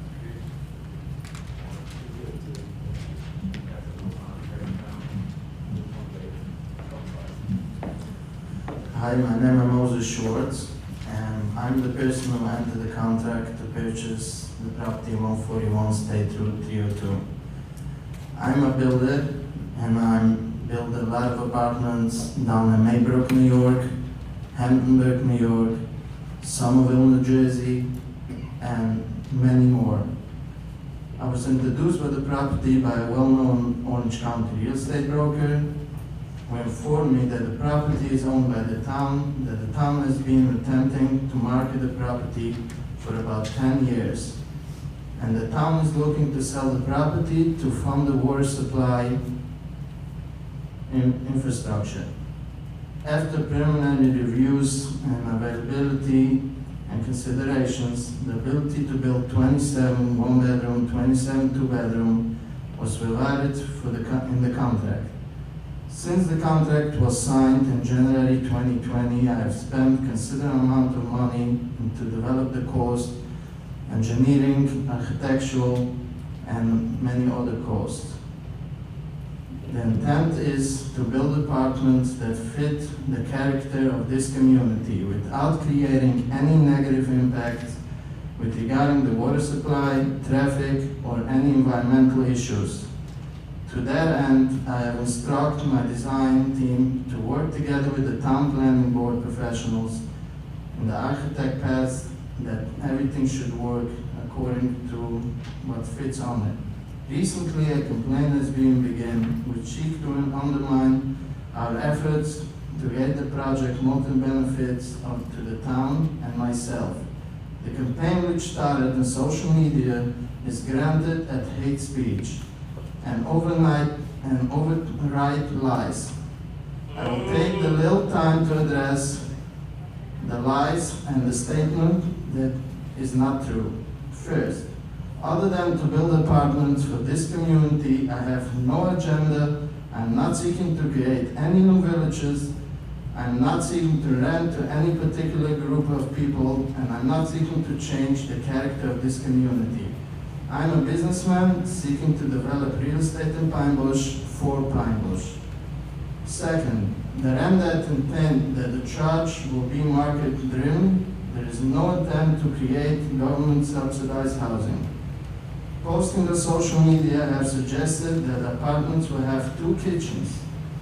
I understand that the code for indict to the marketing Orthodox Jewish, the apartment will not have 2 kitchens.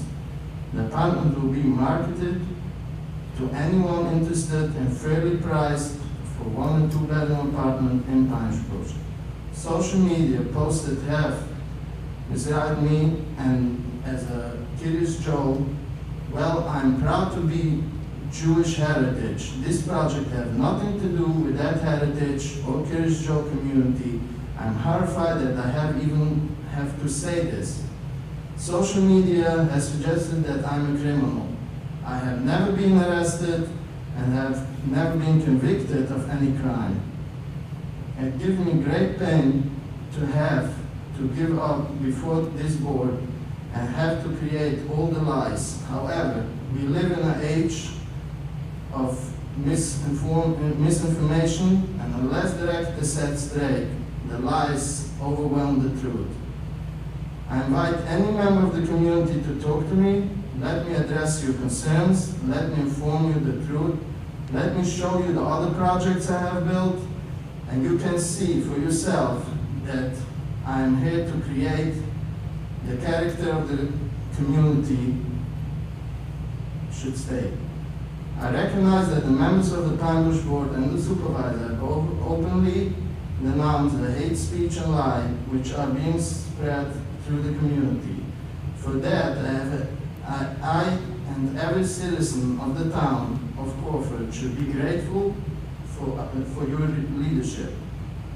Separate from your leadership and separate from social media, I understand that the signatures are being collected and represented to this board to abstain in our development plan. The signatures being collected are often the same misinformation and being spread on social media. The signatures are being collected based on ignorance, fear, and lies. It is with light that the position must be viewed, the truth that the board actions will be granted, and the truth what is based on the town of Crawford. Thank you.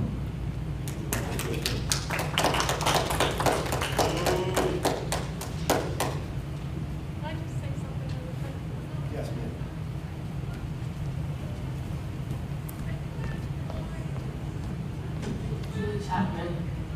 might not be very popular, but I moved here 3 years ago. We just bought our first house, and we keep talking about bringing people into Main Street. And I just feel like this isn't going to be very popular. But if there was some better restaurants uptown, or maybe a nice bakery, like that's why everybody goes to New Paltz, because of the restaurants. We do have some nice restaurants, but some stuff comes and goes, and we talk about an alien museum. I haven't lived here long enough maybe to be into that, but I think that's kind of crazy. But maybe that's just me. I've never been to the alien fair, sorry. But I just feel like we should capitalize more on like the hiking, because we're close enough to that, Sam's Point, all those things. And even Gardner, that's why people go to Gardner. So I feel like if we focused on that more, we get more traffic and just building apartments and people coming here, they might not still go to Main Street. So that's just my opinion, so I'm sorry. Just so you know, we've been trying to get restaurants.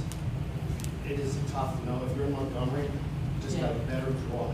Yeah, like Montgomery has some nice restaurants. If you're in New Paltz, you got the Gunks. Yeah, well, we're not too far away from there. I know, but yeah.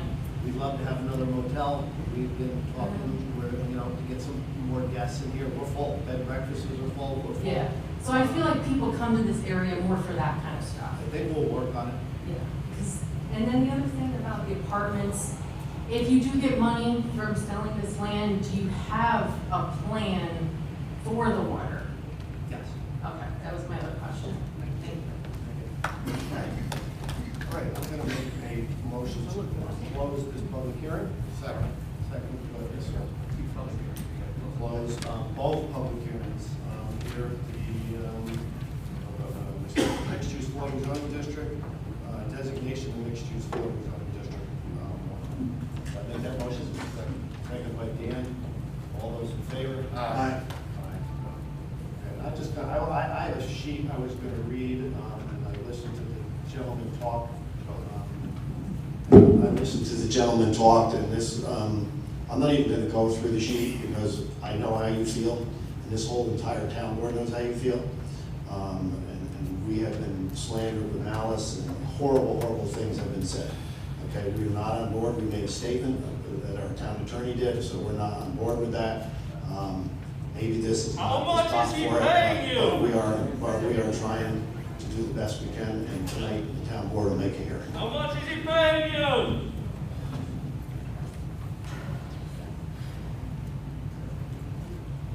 So public hearings closed.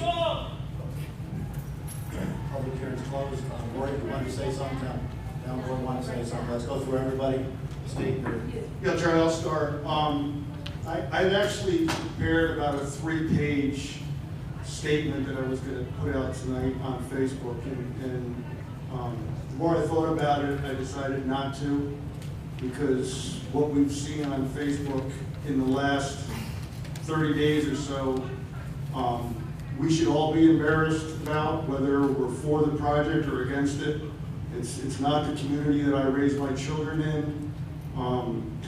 To call people the things they've been called, to accuse them of crimes, both the applicant and this board and other town employees, in my opinion, is not the way you treat your neighbors. You know, I've coached Little League teams, I've clapped at high school graduation for people that I know, kids that didn't vote for me, and I decided not to post it, and I'm gonna get off of Facebook tomorrow because it's a sewer.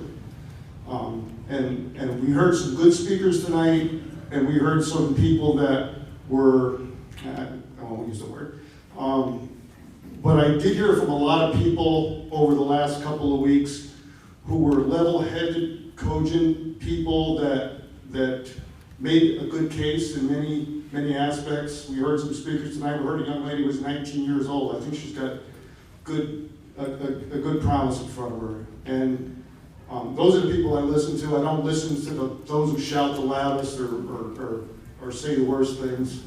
I've always been against residential encroachment into a BP zone. My time on the planning board, I fought a proposal that RJ brought up about doing it down the street here. In this case, I did it out of empathy for the people in the water district who are going to pay a lot of money.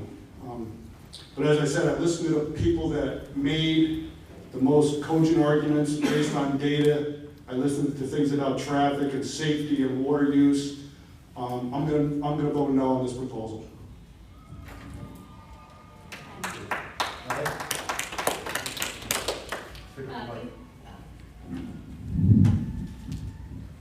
Before I vote, I would like to make a statement.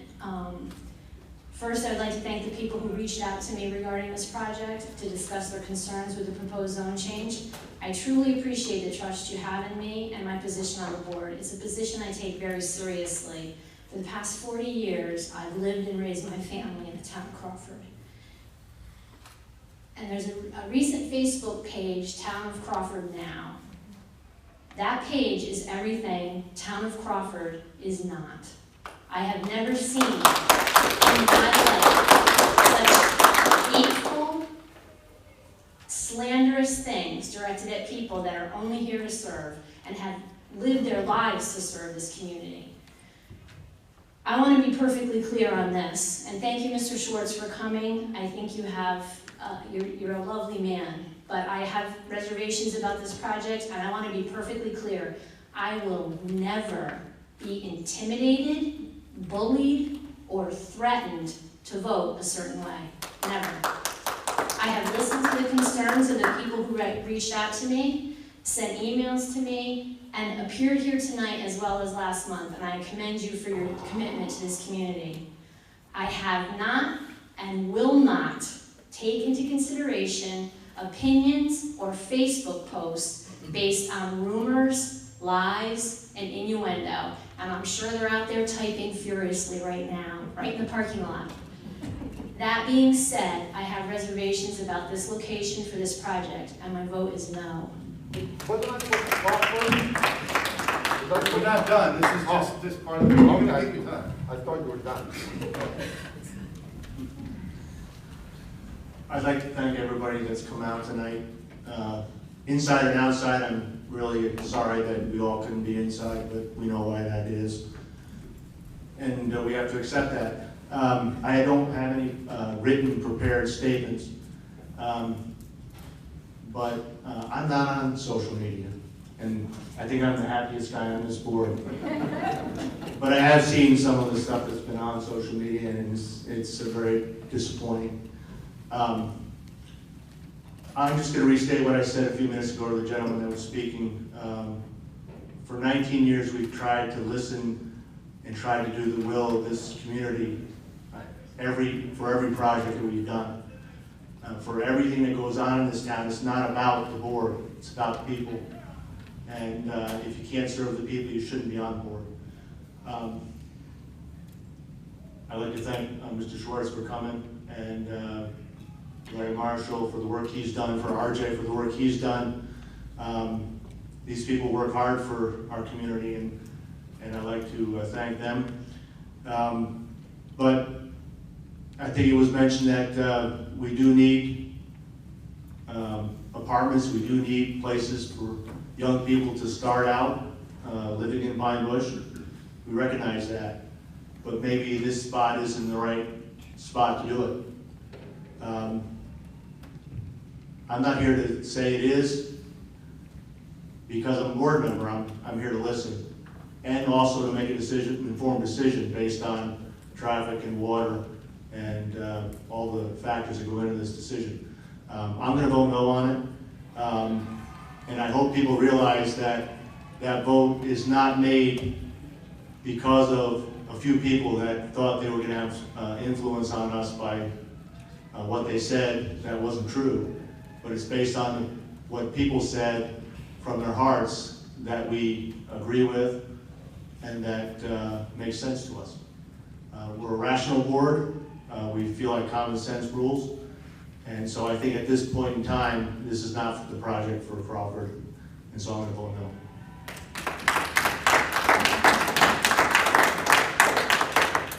Like Mike, I'm not on social media except for my family and my friends. I didn't get to see any of the posts unless they were sent to me by the supervisor or other board members. I thought it was disgusting, the posts that were on there, and there was no reason for it. no one called me up to ask me my opinion about this after the first meeting. No one. Where if they would have called me, I would have told them that I wasn't in favor of it from the beginning because I didn't want to see that coming into the town of Crawford down State Route 302. But no one asked. All they did is they attacked. And they attacked the supervisor on social media, calling him a liar. I mean, the rest of the board members, from what was shared with me, that we've taken bribes. You know, none of us have ever done that. All we've ever cared about was this community. Our families, our children all grew up in this community. And a lot of them still live here. So I really do apologize for the exercise that you've been put through for this. And there are other areas in town, because we definitely do need affordable housing for our children to be able to stay in town. But I don't think that is the right spot. It's the gateway to Crawford. We did try for years to sell it just as commercial, and there were no bites. It was brought to us maybe by putting residential and commercial, but I'm not in favor of that, and I'm a no vote.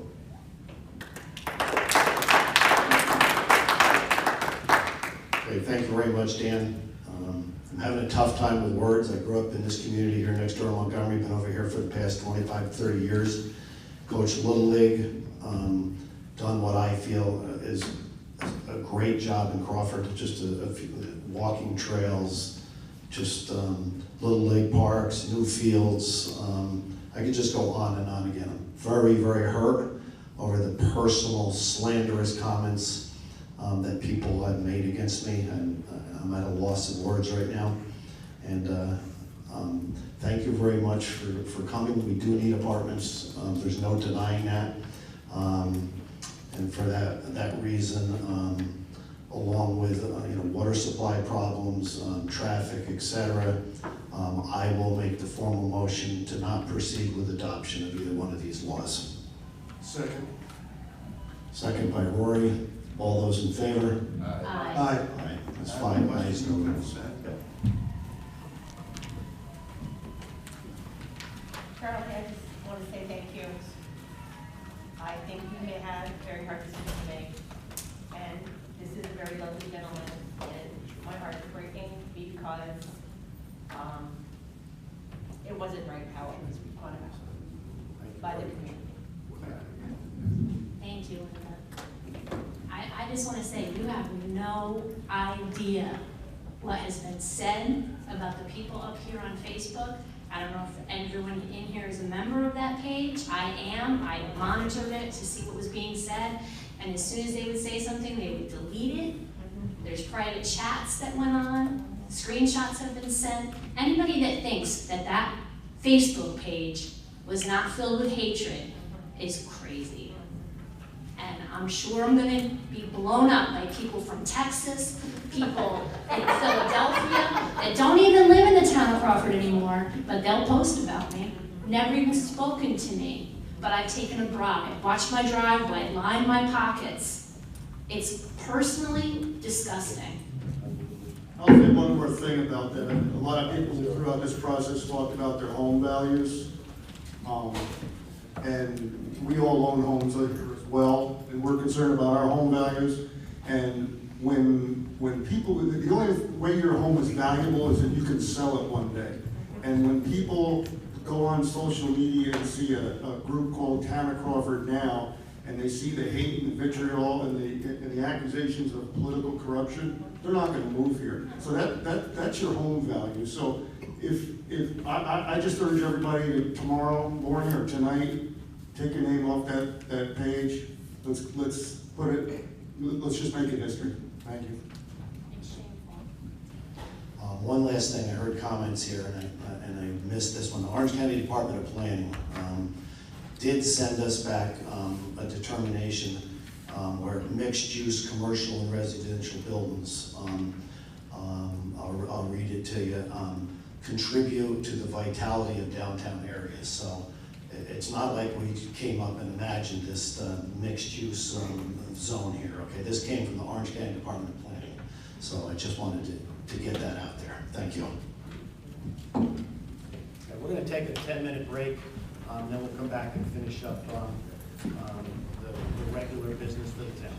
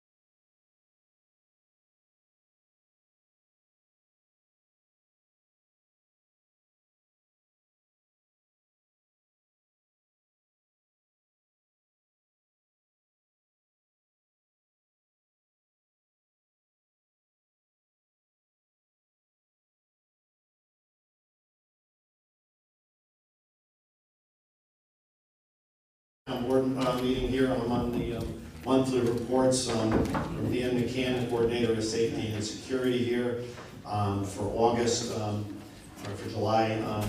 He's still working on the TEP Pedestrian Improvement Program. It is moving along. Route 52 pedestrian improvement is moving along. Hazard mitigation, let's see, attendant meetings, local emergency services, relatively quiet right now. Fortunately, general construction project reimbursement from community development is complete. Final application to community development and CDBG is complete. Submitted for the fire hydrant replacements, which we talked about earlier. Working with community development regarding COVID-19 emergency funding reimbursement. New York State Department of Health Environmental Facilities Grant. Dan and I were on a conference call with some of the county officials. Dave Church came in and helped us out. We talked with Barton and Jews the other day, so we're continuing to search, working to move this water issue along that everybody talked about tonight. That's about it. On the town clerk's report for July 2020, we received a total of $2,206.50 in versus $4,148 last year. Obviously, that's because of the COVID and the town hall being closed and our facilities being closed. For 2020, we received $15,122 versus $35,819. We're negative $20,696,000. Let's see, at this time, some public hearings. The gentleman left, but anybody who would like to come up and address the town board at this time is welcome to come up. Just give us your name and your address, and any issues you'd like to talk about to the town board, you're welcome to do it at this time.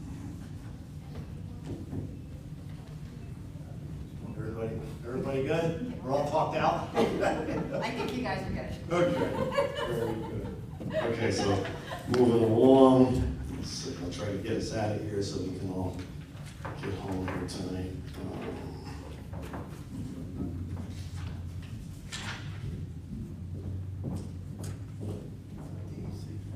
DEC, let's see.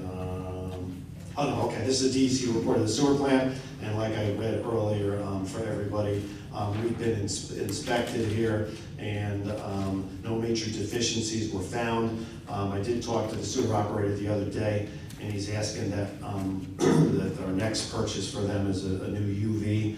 They kind of patched the old UV together. They don't make, the company doesn't make it anymore, so I told them to get this town board pricing. Yeah, I thought that we recommended for them to get pricing like 6 months ago. Yeah, and COVID and stuff, they patched it together. Dan is operating, but yeah, I haven't got a price, so I'll try to get him back together again. Inspections on time here. Emmanuel Zervakas, he has supplied all the stuff to John Colassa and has submitted this over to us to be electrical inspector. Everything is in order here, so he's asked numerous times, so I'd like to approve him for being one of the electrical inspectors in the town of Crawford. I'll make the motion. Dan makes the motion. Second. Second by Rory. All those in favor? Aye. How many do we have? How many do we have, John? 7 right now, that gentleman makes 8. We need all that? No. We don't? No.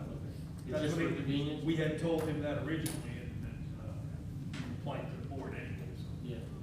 Does it make it easier to have extra? Depends, it's a personal choice of the electrician who he wants to call to come and do it, so. Okay, as you know, we tried to work on some of the buildings we made progress on in the town of Crawford, the unsafe buildings. One of the major ones up at Bullville, we had to go back and do an asbestos report for the bidders. We do have the asbestos report in. John's been working on it there, and the bids will be going out with the asbestos report, so we don't get held up any longer. And I promised people up in Bullville there that we're moving on this project here, so I'd like to make a motion to accept the lowest bid on September 1st, 2020, pending attorney's review. I'll second. Okay, Dan seconds it. All those in favor? Aye. And John, where do we stand on the balance of the unsafe buildings? There is the one property we're discussing now with the asbestos bid that's going to go out. We have that property, and there's one other one, this Bell's Old House. They do have a permit to remove it. They're waiting for the environmental company to come and pull the oil tank out of the ground first. Okay. And then I mentioned to you a couple other ones, and we'll work on those moving forward. Yeah, but there are other, it's not in that, no, there's the one in that area of town. Yeah, right. Okay. All the other ones are down now that we've. Yeah, all the other ones are down right now, except for Mrs. Bell's and the one we're talking about tonight. Okay.